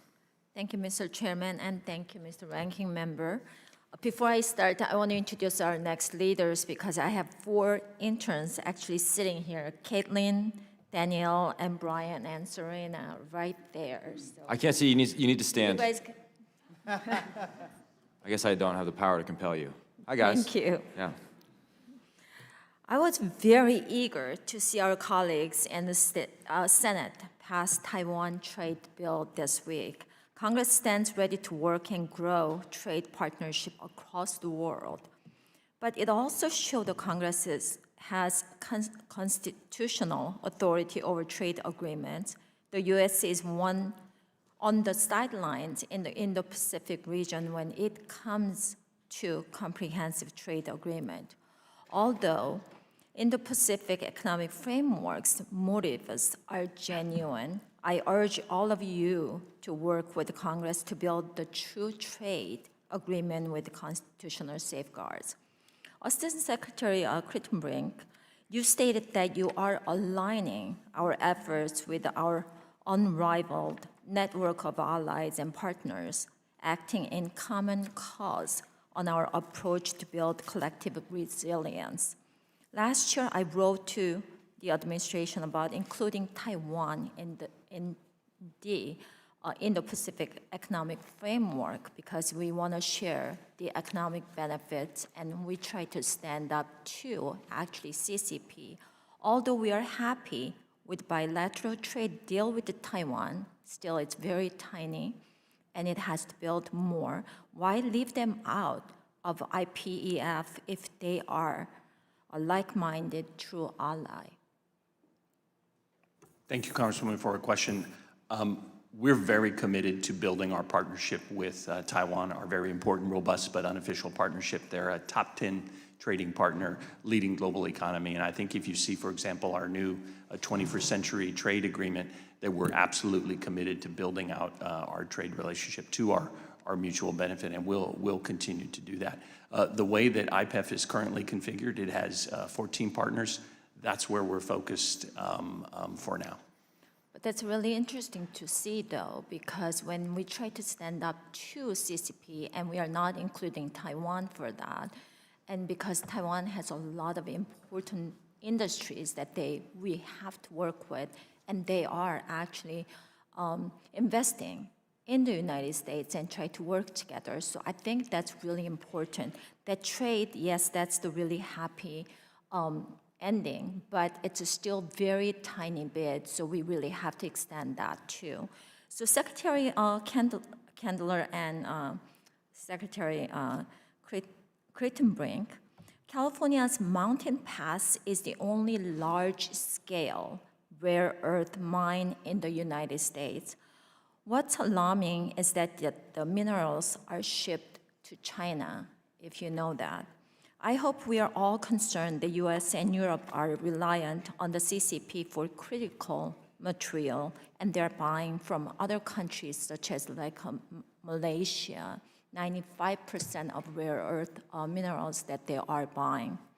America needs to stay at the cutting edge of innovation. We do things safer and cleaner than any other nation. If everyone needs to be driving new electric vehicle by 2030, we need to allow for safe and clean mining within the United States. Having said that, do you agree the United States should be leading in mining and processing critical minerals, and that it would be a huge economic boost for many cities across the country? Will you work to allow for more domestic mining? And do you agree it would be safer and cleaner compared to other mines in the world? Ma'am, what I would say, we absolutely believe that it is not in our interest or in the world's interest to have us to be overly dependent on any one country regarding critical supply chains, especially when with regard to critical minerals. That's why we're pursuing things like the Mineral Security Partnership. That's why we focus so much on building resilient and secure supply chains to reduce those vulnerabilities. So we are absolutely focused on that. We're working on it aggressively with our partners around the world. Well, it's not just partners, but we have to build our own mining, and we can bring our own, our rare minerals from our own country. So we really have to build that if you want to go to EV by 2030. Great. Thank you. Ms. Sherrill's recognized for 5 minutes. Thank you. And I think, one of the commitments we have on this committee is to find those areas where we can move forward together.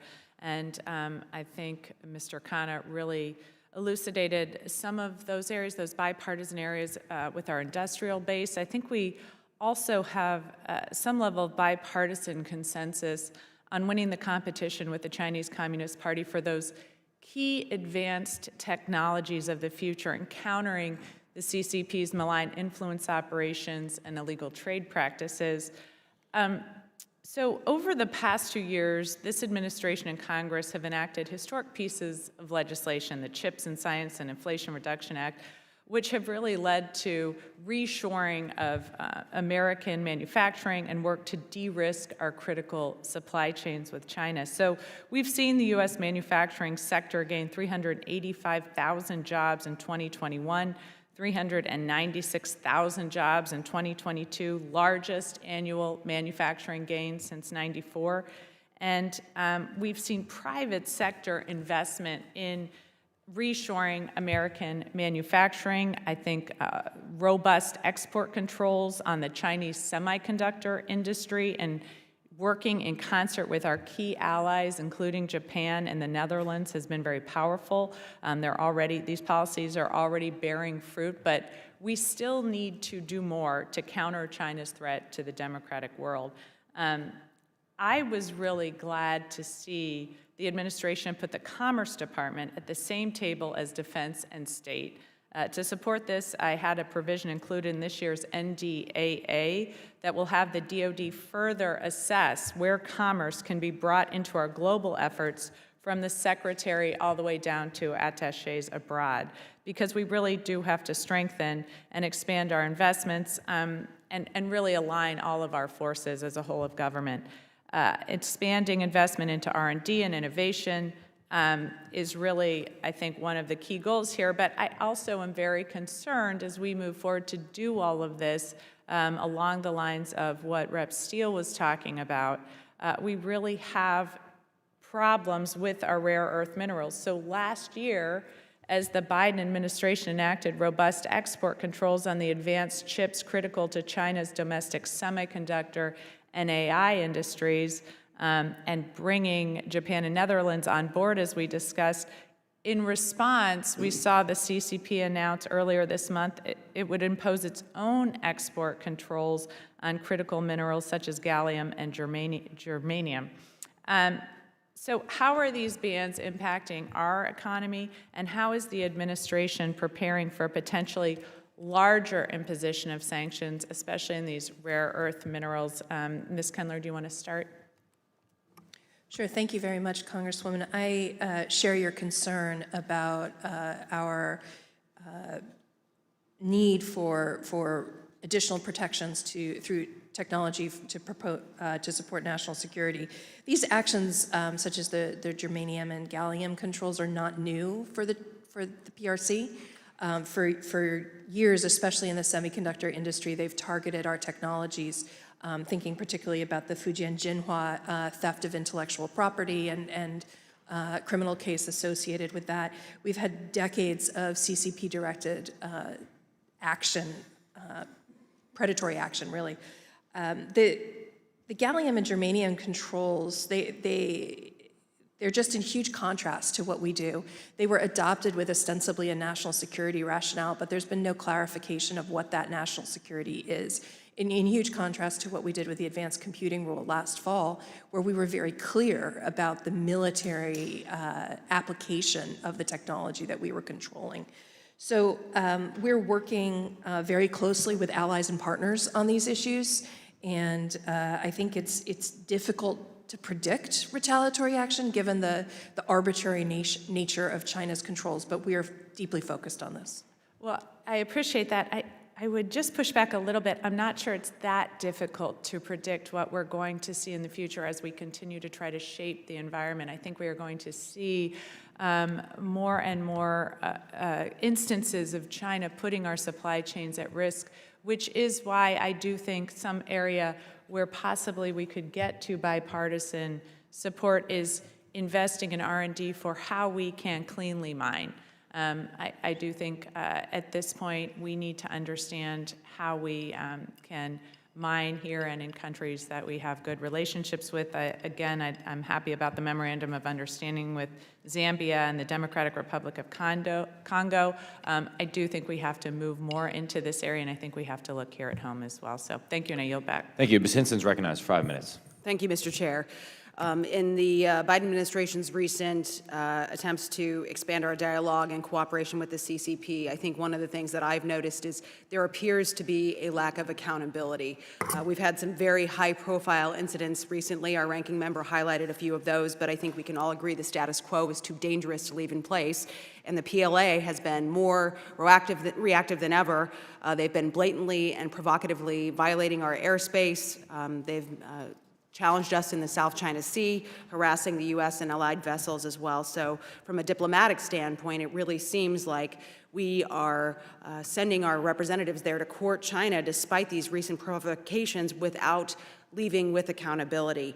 Having a clear line of communication is important. I think we can all agree that we need to be talking to each other, but it really feels one-sided, and the CCP doesn't seem to be interested in really reducing any of these tensions. So I think really accountability is what we are looking for. We are looking for strength and a posture that matches that. So my first question is for Mr. Kritenbrink. Would you be able to comment on kind of two elements at play here? Did the administration have to make any concessions to get into the room with our diplomatic ventures recently with PRC officials? And when clearly the Chinese are not willing to change tactics, why would we continue that strategy if they're not going to meet us at the table? Congresswoman, I can absolutely assure you, we made no concessions to get meetings. That is not how we operate. We went into these meetings with a sense of confidence and strength. We raised these issues very directly. Many of those conversations were tense. We were quite clear about what we are going to continue to do. So I think that kind of communication is important, ma'am, but I would also say what's also important, we have to continue to fly, sail, and operate anywhere international law allows, and we will continue to do so. Did the Secretary ask the Chinese authorities about these provocations in the South China Sea? Did they ask about the spy balloon? Did they try to hold them accountable for these blatant provocations to the United States? He made absolutely clear how unacceptable these actions are. Again, on the balloon, we protested the action, demanded it never happen again, then we shot it down. We also publicized the global nature of the Chinese spy balloon program. And in terms of these provocative actions, perhaps Dr. Ratner wants to respond to them as well, but the Secretary was absolutely crystal clear how unacceptable they are, how dangerous they are. He also indicated, again, we will continue to operate everywhere that Did he communicate that there will be repercussions if these kinds of actions continue to happen? He communicated that what China is doing is dangerous and irresponsible, and it will not change our operations. Yeah. This is more than just speak softly and carry a big stick. We need to speak loudly and carry a big stick, and I think that's what's missing from these conversations. So I would encourage you to carry that message to the secretaries that we can be diplomatic and we can have these conversations, but peace through strength means that these bullies need to respect that strength.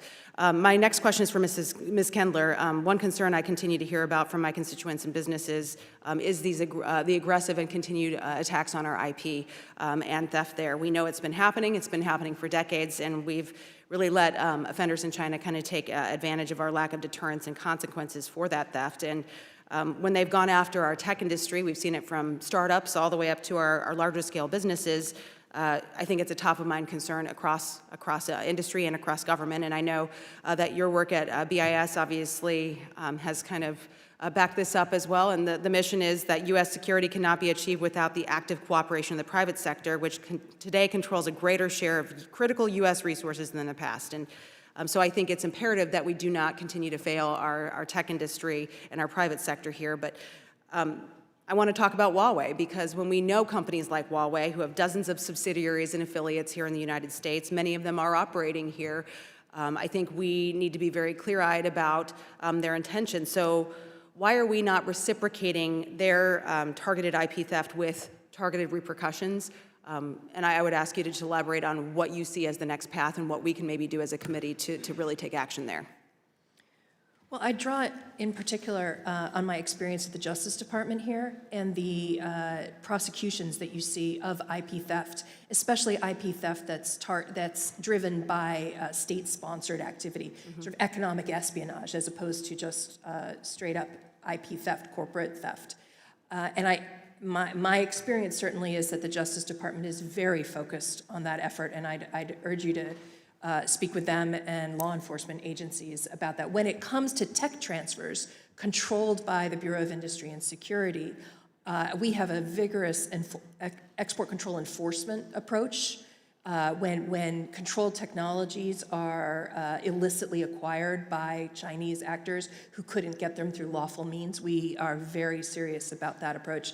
And I'd be happy to take questions from my export enforcement colleagues to address. If you could follow up with our office with some of the steps that you're taking in this space, that would be much appreciated. And again, any recommendations to the committee on steps we can take. Thank you, Mr. Chair. I yield back. Ms. Stevens.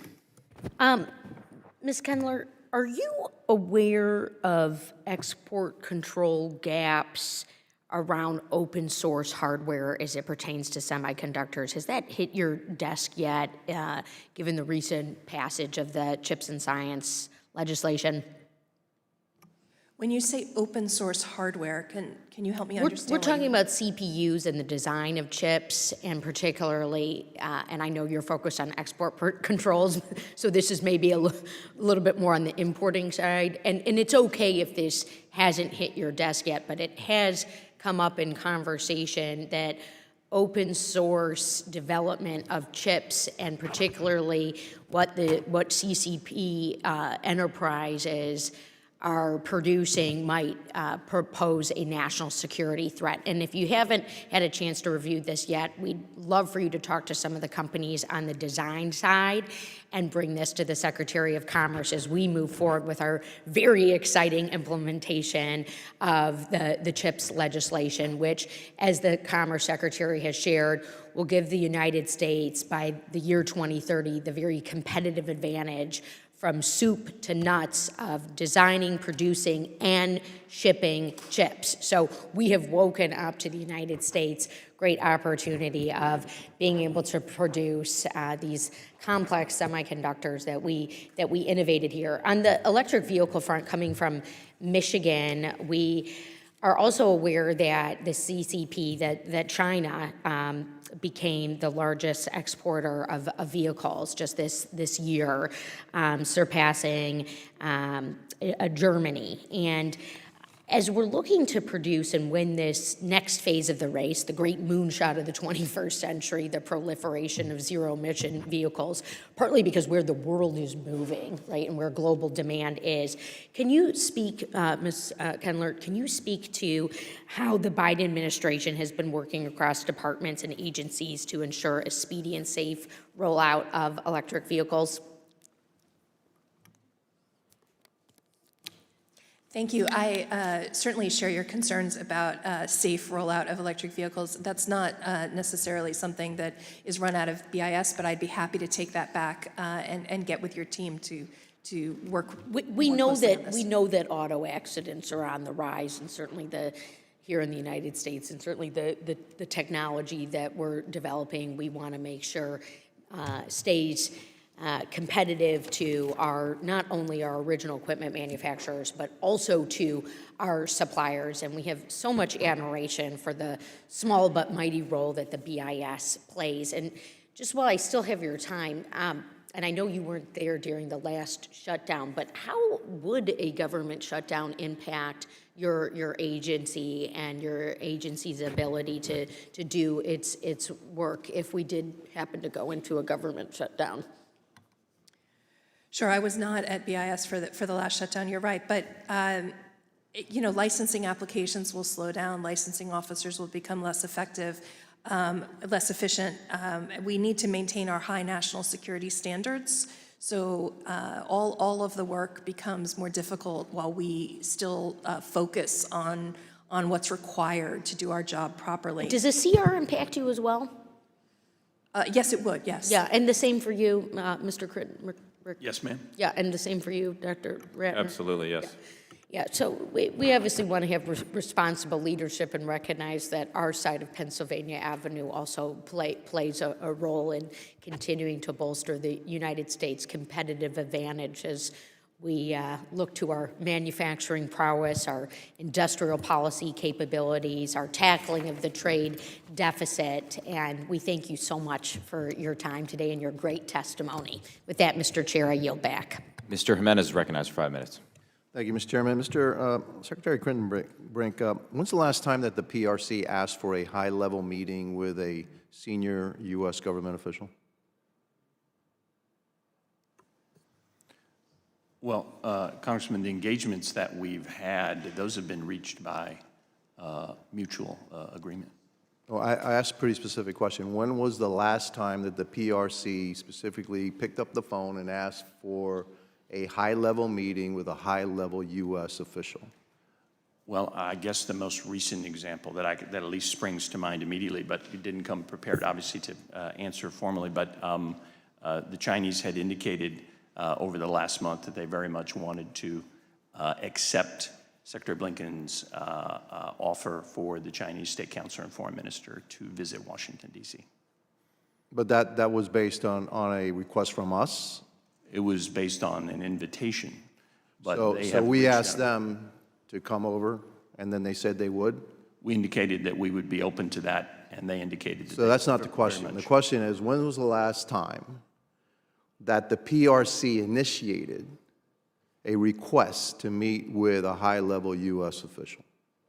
I would say that's the most recent. They requested a meeting for the Chinese foreign minister. in After we Washington, invited D.C. them. After we invited them. Well, sure, but I think it would go without saying, they probably wouldn't ask if they didn't know we were ready for them. We issued an invitation. It was up to them to tell us whether they wanted to That's- accept or come, and they came, or they indicated they would like to. Secretary, that's not, I'm asking a different kind of question, you're giving me a different kind of answer. So to me, the point I'm trying to make is that we continue to be asking for all these high-level meetings with high-level officials in China. We continue to do that. Please meet us. Please, can we go over there and all? Doesn't it seem to you like that may be looked at around the world as a sign of weakness, that we are the junior partner? Respectfully, sir, I completely disagree. We think... Fair enough, you disagree. That's fine. We think a responsible country I only should have engage. 2 minutes and 40 seconds, so I'll accept your answer. Secretary Kendler, you said that you wanted to maintain trade that would not undermine national security. I pose to you that just about everything we do with the Chinese undermines national security, as long as we maintain a trade deficit. Because every dollar that we send to China is going to be used to undermine American interests. Do you disagree with that? Respectfully, sir, I do disagree with that. Okay. There is, in my view, a great deal of room for commercial trade that does not harm national security.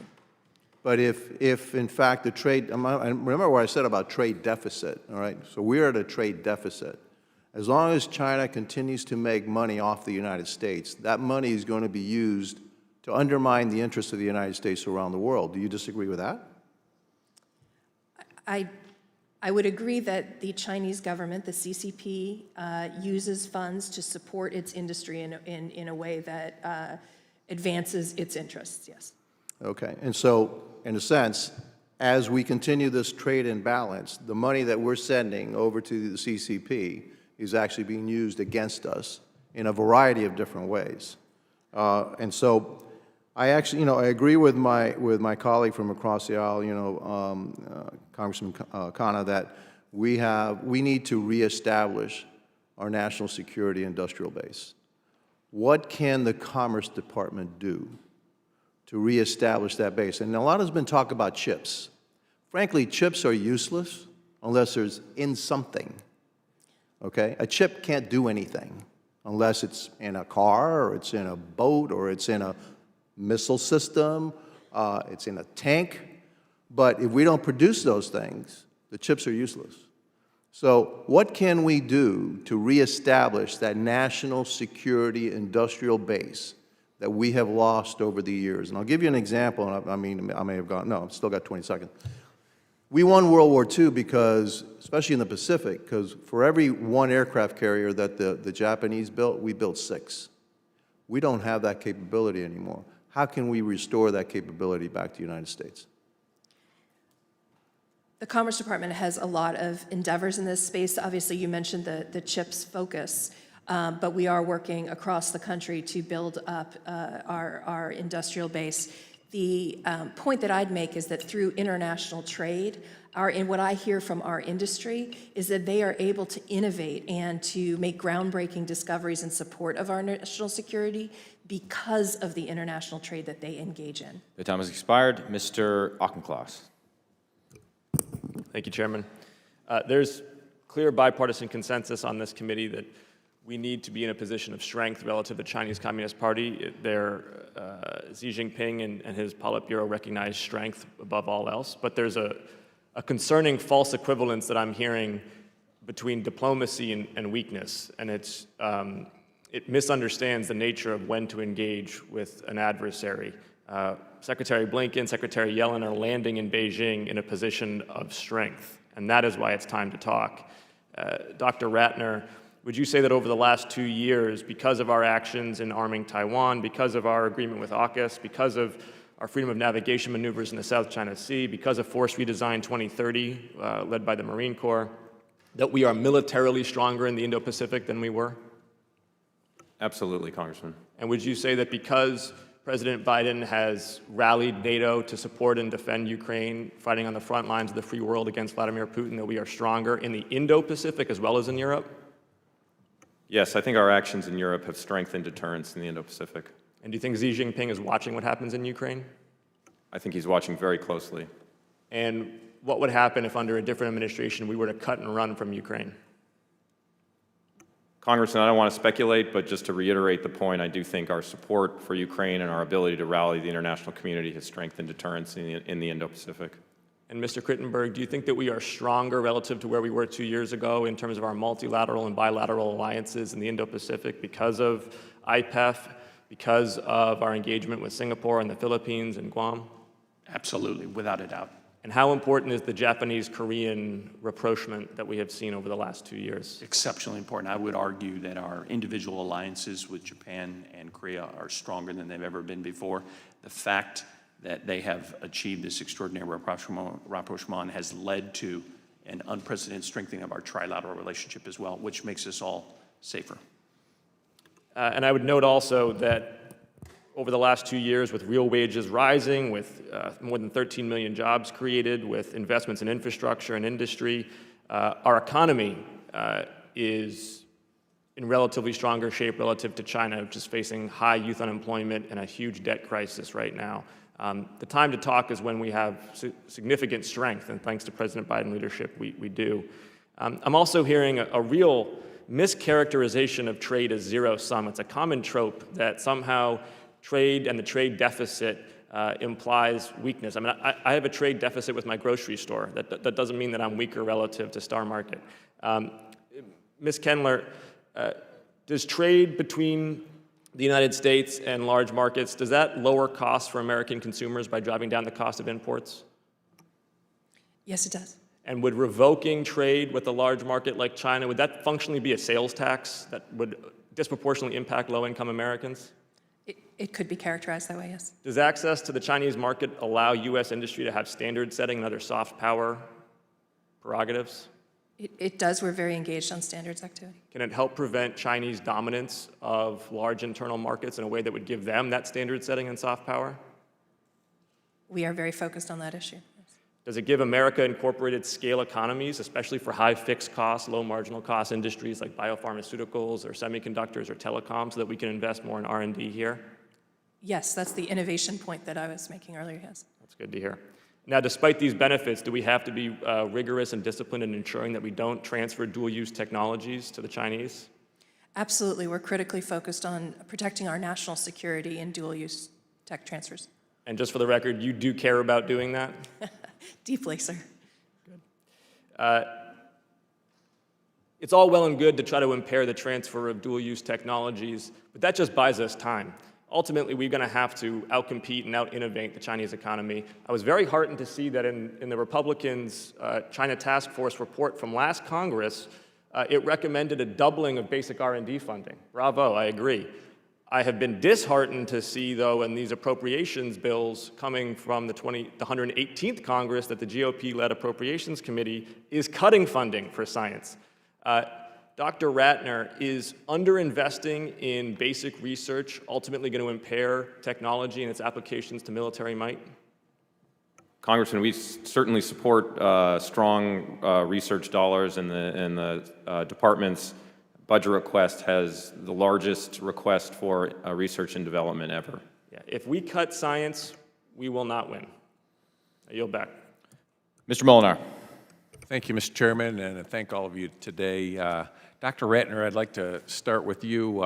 As someone serving in the highest levels of the Defense Department, you are well aware of the military-civil fusion the CCP uses to blur the lines between business and the military, rendering effectively no difference between the military and business in China. Do you think it makes sense for states to allow companies that pledge allegiance to the CCP to build facilities in the United States? Congressman, I think what is important here is that our economic exchange, our technological exchange from the perspective of the Department of Defense does not support or advance the capabilities of the PLA. Okay. The Michigan National Guard has hosted military representatives from Taiwan for training at Camp Grayling in my home state. Would you agree that any location where we are training Taiwan's military should be considered a sensitive site? Congressman, I'd prefer to discuss topics of military engagement with Taiwan in a classified setting. I understand if we were talking, strategy or something, but I mean, this is in the public domain that we are training Taiwanese at Camp Grayling, and I'm just asking if you would consider that a sensitive site. By sensitive site, as a technical matter, I'm not familiar with that term. Well, something that you would want to prevent the CCP from learning more about. Congressman, as I said, I think these matters are best discussed in a classified setting. I don't think it advantages us to expose our military cooperation and support with Taiwan. Okay, so I'm going to take that to say yes, that you do believe that would be a sensitive site. Knowing that the CCP will leverage every asset it can, how many miles away would you be comfortable with a CCP-affiliated company building a factory near a sensitive site? Would it be 10 miles, 20 miles, 200 miles? Congressman, I know that the department looks very carefully at the security, physical security and information security of its facilities. I don't have a direct numerical value for you, but of course that's something we should take seriously. Okay.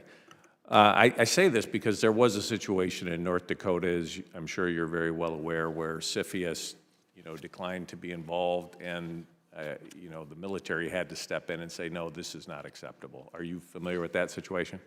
I am, Congressman. Okay. Well, just in general, do you think it makes sense for Michigan to welcome Taiwan's military for training in our state, and then turn around and invite CCP-affiliated companies to build manufacturing facilities in our state? Congressman, I fully understand the point you're making. I agree with it in principle, and I think it's important that as it relates to our unilateral military activities, our activities with all of our allies and partners, that we should be careful because the PRC is going through several means, physical, espionage, cyber attacks, to try to undermine and intervene in those relationships in the United States and around the world, and that's something we ought to be vigilant against. Thank you. And I will take you up on the idea of getting together and talking about this in a different setting. Are you concerned about the delay in delivering weapons to Taiwan? Congressman, I think there is a misunderstanding as it relates to U.S. support for Taiwan in terms of our foreign military sales. What we are facing is not a backlog, as is sometimes described, but rather concerns and slowdowns within all of our industrial base that is affecting our military production and our defense industrial base systematically, not individually as it relates to Taiwan. And we're doing everything we can to fulfill our commitments under the Taiwan Relations Act as quickly as we can through foreign military sales, but also through other authorities, including Presidential Drawdown Authority and potentially foreign military financing. And I would just encourage members of this committee and the U.S. Congress, as Secretary Austin has said, to put appropriations against the authorities that Congress itself has granted the department, and that would go a long way in expediting capability for Taiwan far faster, far sooner, and with more significant value than would adjustments to the pace of our foreign military sales. Okay, thank you. And just with a few seconds left, Secretary Kendler, would you consider the United States to be the leader in battery technology for automotive applications? I'm going to have to take that for the record. I think I am not Yes or no, real quick? Because your time is... I'm sorry. I think so. Yes. Time has expired. Mr. Torres. Thank you. I had prepared questions, but I actually might want to follow up on the colloquy that Undersecretary Kritenbrink had with the chairman. The chairman asked you exactly how are the actions of the administration unprecedented, and I might want to take a crack at answering that question. It seems to me that the unprecedented nature of the administration's actions should be seen not only quantitatively, but also qualitatively. It should be seen holistically. And when you consider the historic export controls on advanced semiconductors, which are the most critical of critical technologies, which will have implications far beyond semiconductors, implications for AI and quantum computing and just about every form of emerging technology. When you consider the historic security alliance between the United States and Australia, in which we're equipping Australia with nuclear submarines, when you consider the expansion of military bases in the Philippines and the rapprochement between Japan and South Korea and the historic remilitarization of Japan, a development not seen since World War II. Japan's defense budget has gone from 1% to 2%. It seems to me the sum total of all of those actions, especially in the backyard of China, would seem to exceed anything that any administration has previously done to deter China. And China does not perceive these actions as weakness, it perceives these actions as containment. So is that a fair description of the unprecedented approach that the administration has taken? Congressman, I agree with you 100%. And I also want to examine the notion that diplomacy as practiced by the Biden administration is a form of weakness. It seems to me there ought to be a communicative relationship between the two leading superpowers in the world. Even during the peak of the Cold War, the Cuban Missile Crisis, there was a channel of crisis communication between the United States and the Soviet Union. You know, my concern is that a lack of communication could mean that we're one incident away, one miscalculation away from a catastrophic outbreak of war. So is that a fair assessment of the need for diplomacy between the two leading superpowers in the world? Absolutely. We believe that we're strong, we're confident, we're also responsible, and that's why we're pursuing those communication channels. And I want to examine the notion that the delay in the controls, the investment controls, is also somehow a function of weakness. It seems to me that, getting these controls right is not an exact science. I mean, we have to figure out how do we limit China's competitiveness without undermining our own competitiveness, right? We want to impose controls on China, but not provoke a response that's so retaliatory that it does us more harm than good. So that, to me, is not about weakness. That's about figuring out the right balancing act. Is that a fair description of what's happening within the administration? what I would say, Congressman, is we believe we have to be strong, we have to be robust. We also have to be very smart and very strategic, and to make sure that we understand precisely the impact of our actions and make sure that they land with maximum effect. You know, I feel like we often use buzzwords to describe our approach to China. Strategic decoupling, de-risking, and I wonder, have we gone beyond the buzzwords? Do we have an actual plan for de-risking the relationship with China? Do we have an actual timeline for de-risking? Because we are dangerously dependent on China for critical minerals, rare earth elements, clean energy technologies, active pharmaceutical ingredients. Do we have plans for and timelines for de-risking in each of these areas? Maybe I'll take an initial stab at that, Congressman. I can't say that I have a specific timeline by which we will reach X goal, but absolutely de-risking is our strategy. And to the previous comment, there are obviously challenges in our But shouldn't we have, it seems to me we need actual plans that make de-risking a reality. And we need timelines by which we hold ourselves accountable. We're absolutely pursuing de-risking. We've argued here there are benefits to trade. There are more than 700,000 American jobs that depend on exports to China. What we can't continue, though, is vulnerabilities in our supply chains that make us and our partners vulnerable to either disruption or, for our partners, coercion. And we are very aggressively. And I noticed there's been a shift in language from strategic decoupling to de-risking. Is there a difference between the two? What's the difference between the two? Well, the argument is somehow decoupling or ceasing all trade. Not all trade, strategic decoupling and de-risking. That's a nice sleight of hand, but no. All I can say is our policy is to pursue de-risking, which is, again... Is there a difference between the two, yes or no? I'll have to take that back and come back to you, Congressman. Okay. I'd like a response on that, too. Yes, sir. That's a great question. Mr. Whitman. Thank you, Mr. Chairman. I'd like to thank our witnesses for joining us. Mr. Ratner, the Biden administration talks about the pursuit of guardrails in the U.S. PRC relationship. And as I know you're aware, in this last year represented a historic high in PLA incursions in Taiwanese air defense identification zone. We also know, too, that the PLL Navy is engaged in the largest naval peacetime buildup in the history of the world. We also know, too, that despite years of trying, the PLA has so far refused to establish a crisis communication channel with the United States military. Can you tell me within that realm how then this policy of guardrails has resulted in fewer incursions in the air defense identification zone, has in any way, shape, or form influenced the massive military buildup, including ships for the PLL Navy? Can you tell me how it's encouraged in any way, shape, or form the Chinese to open a crisis communication channel so we don't have this miscalculation that you all talk about? There's nothing that's happened that avoids that miscalculation. Can you tell me how the guardrails are functioning, how they're going to get us to a place where all these things are de-escalating to a point where we can feel like we're making some progress? Congressman, the principal response of the Department of Defense to the trends you're describing is to reinforce our own combat credible deterrence in terms of our own capability and alongside our allies and partners. So that's how we're responding to China's military modernization. The notion of guardrails and the notion of military-to-military communications is intended to do a few things. One, to, during periods of crisis, establish those kinds of communications. Two, to be able to inject strategic messages when necessary. But they are not the singular or primary response to PLA military modernization. Seems like to me, though, there's contradictory statements, though, coming out where you say that the effort is to deter.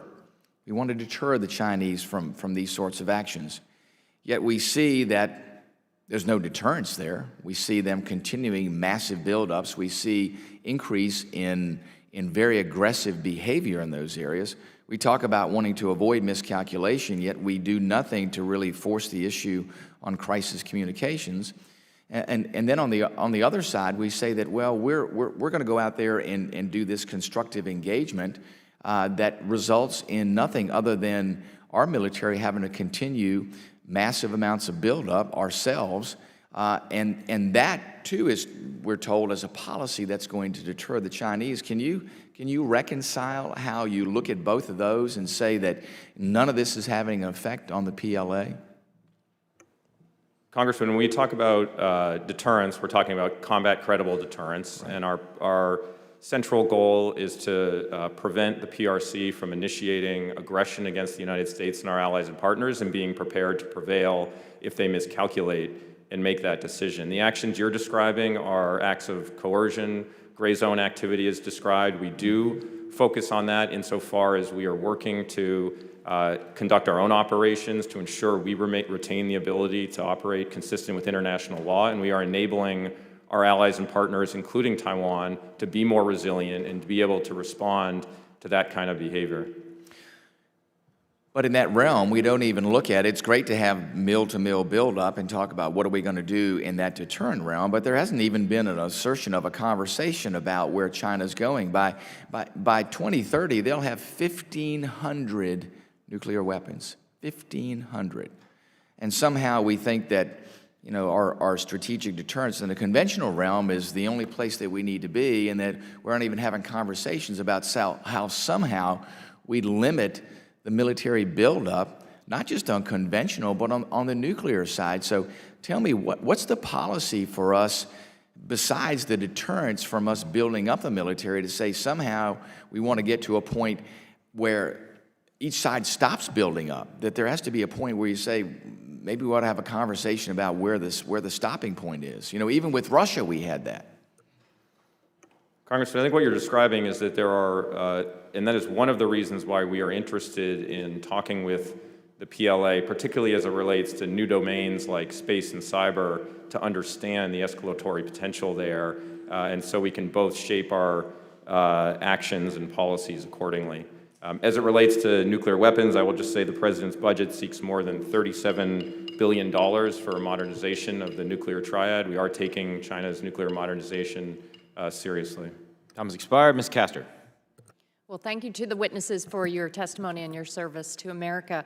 The costs and harms of the climate crisis have never been more apparent to Americans and people all across the globe. Secretary Ratner, yesterday the Joint Economic Committee highlighted climate risks to the U.S. military bases and other DoD assets. They say it's a fundamental threat to our national security. This followed a 2018 DoD assessment of climate threats to our strategic infrastructure, a 2019 DoD report as well on climate impacts. They noted repeated flooding at Naval Base Guam as already limiting operations and activities for the Navy Expeditionary Forces Command Pacific and the island's Andersen Air Force Base, submarine squadrons, telecommunications, and a number of other specific tasks supporting mission execution. Considering the U.S. has more than 200 bases in the Indo-Pacific area of operation, and there have been 411 natural disasters, a typhoon which left most of Guam without power, Andersen Air Force Base, Marine Corps Camp Blaz with more than 2 feet of rain. How do these climate-fueled disasters affect our Indo-Pacific military strategy? What is DoD doing to ensure installation, resilience, and readiness, and personnel safety in that region? Congresswoman, I can provide you with a specific answer to that question following the hearing. I will say this is clearly a major issue for the department. You have cited many of the reasons why that is. It affects our facilities. It potentially affects our ability to operate in the event of severe weather, and it has destabilizing effects potentially in the region, including for some of our closest allies and partners. So this is an important issue for the department, and happy to provide you with do the budget cuts to climate resilience and programs at DoD hurt our posture?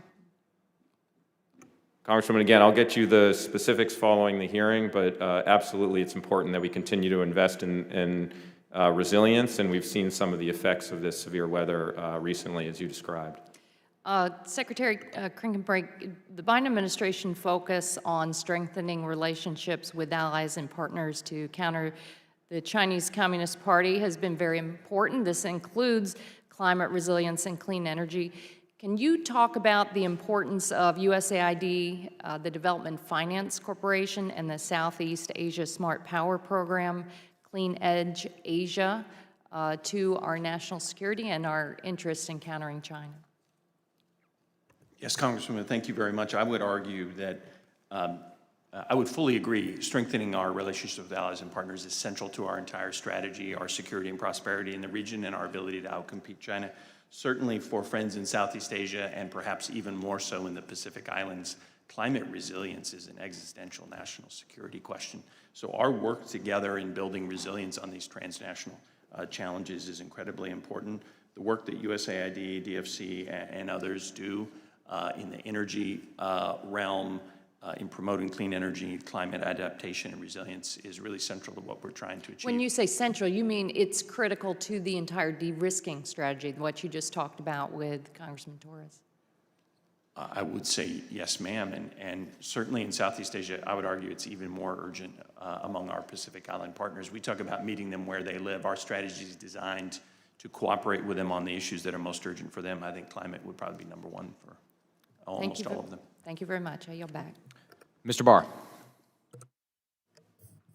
Thank you. With all respect, I think one of the reasons why our adversary might view us as weak is that chasing detente and focusing on the weather is not really negotiating from a position of strength.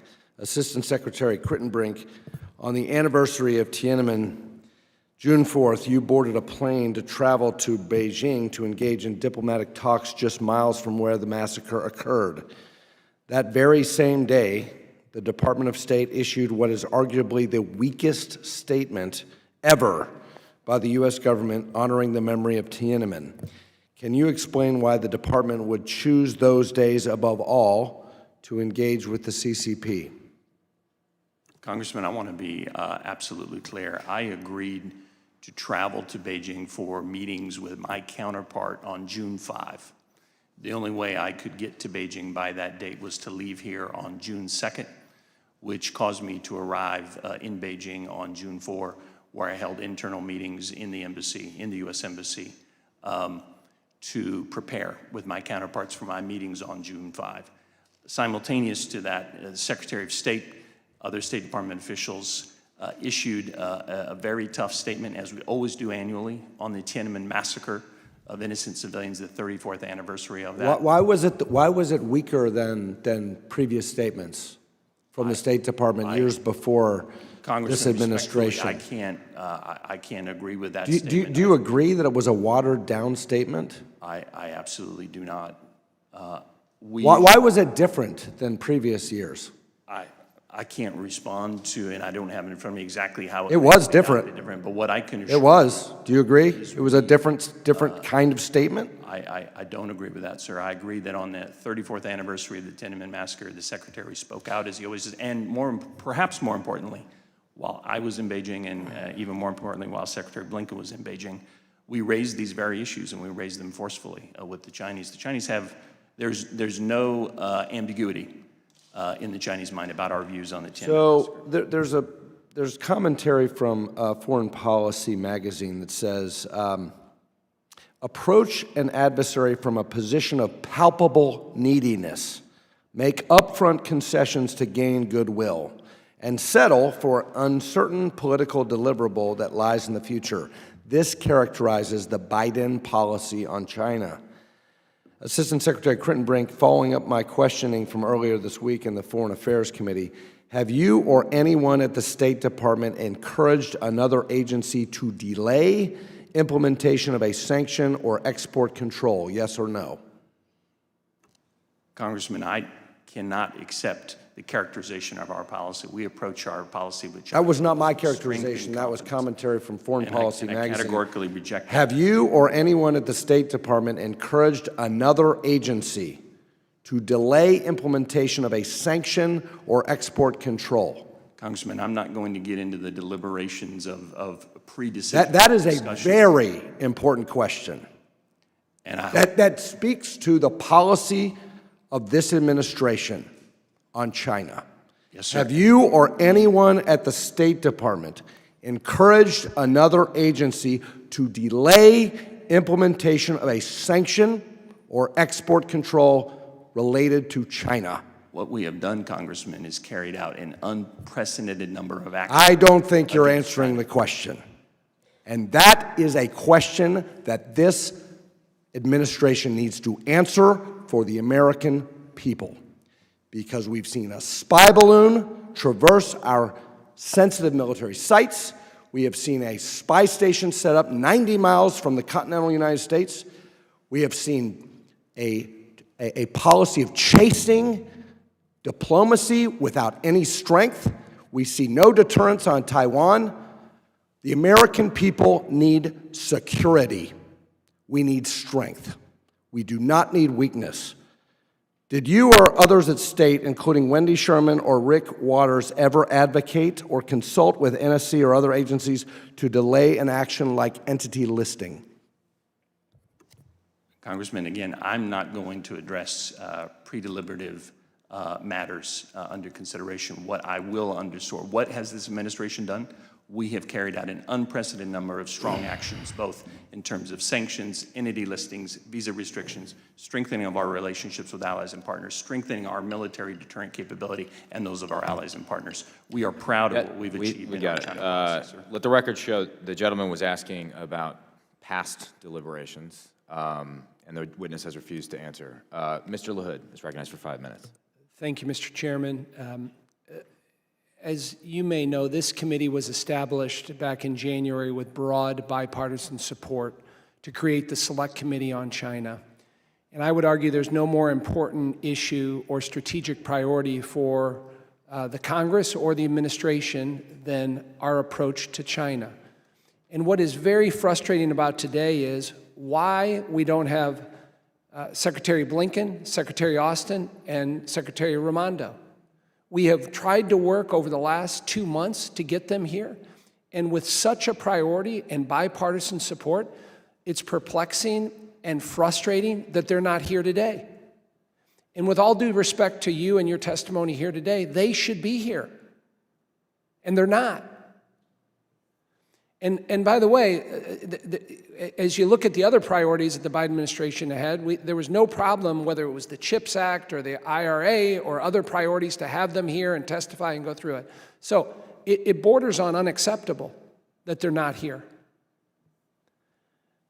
I want to focus particularly on China's rising influence in many of the world's multinational institutions and organizations, particularly the United Nations, the World Trade Organization, the World Bank, and the World Health Organization. And I want to share a few statements and examples that highlight this concern. The first is an op-ed written by DJ Norquist, former U.S. Executive Director of the World Bank from 2019 to 2021, in an article titled, quote, "China is using the World Bank as its piggy bank," unquote. In that article, Ms. Norquist cites a recent GAO study showing that Chinese state-owned enterprises, SOEs, secure nearly 30% of World Bank funds used for procurement for economic development projects compared to less than 1% procurement for U.S. firms. In the op-ed, Ms. Norquist writes, quote, "Why would China be willing to underbid and lose money on projects? Question mark. It is plain a long game, building capacity and relationships through these contracts to further enmesh itself in the economies of developing countries. It is using the World Bank to create new client states, contemplating the work of its Belt and Road Initiative to sink tentacles into countries with no questions asked loans." Mr. Chairman, I'd ask unanimous consent to submit this article from the Wall Street Journal as well as the GAO study she cites into the record. Without objection, so ordered. Thank you. Additionally, in 2021, Secretary Blinken raised serious concerns over China's influence in the World Health Organization report on COVID-19 origins, stating, quote, "We've got real concerns about the methodology and process that went into that report, including the fact that the government in Beijing apparently helped write it," unquote. And finally, we have seen this continue to become a real problem at the United Nations and elsewhere. China uses financial contributions and increased employment of Chinese nationals within these organizations to strong-arm developing countries and advance CCP priorities. The question is really open to all of you, but I'll start with Mr. Kritenbrink. Let me ask you, can you give us specific initiatives and what the Biden administration is doing about China's rising influence in these global organizations? And maybe if you could respond to the comments I made regarding the World Bank and whether there are currently diplomatic initiatives or priorities that the administration is engaged in. Thank you, Congressman. I would say, first of all, on international organizations, the best way to respond to that challenge is to make sure that we're very active in running our own candidates and in supporting like-minded candidates who share our values for how... and is the administration doing that? We absolutely are. And give me some examples. What are you doing specifically? I can bring back to you a couple of examples, but certainly, I believe as the head of the International Organization of Migration, we've run a successful campaign for the U.S. candidate, but we've run a number of these campaigns over the last few years. Besides that example, can you cite others specifically here today on what you're doing? I will come back. I'd be happy to come back to you on that, sir. But this is an absolute priority, and we recognize the challenge that you outlined. That's why we've approached it so aggressively, again, in running our own candidates and supporting other like-minded candidates. Can anybody else cite any examples? Yes, Congressman. Ian Saunders from the Commerce Department was recently, he's recently made the new head of the World Customs Organization. Thank you. Thank you. With that, questioning time has ended. I'm shocked that we made it with votes having been called. I want to thank our witnesses for being here. I do want to foot stomp what Mr. LaHood said, that we appreciate your presence and your testimony and the exchange of ideas. Tense though it may be at times, we fully expect that your bosses will join the committee before the year's end. We hope you bring that message back to them. And I want to remind members that questions for the record are due 1 week from today on July 27th. Without objection, the committee hearing is adjourned.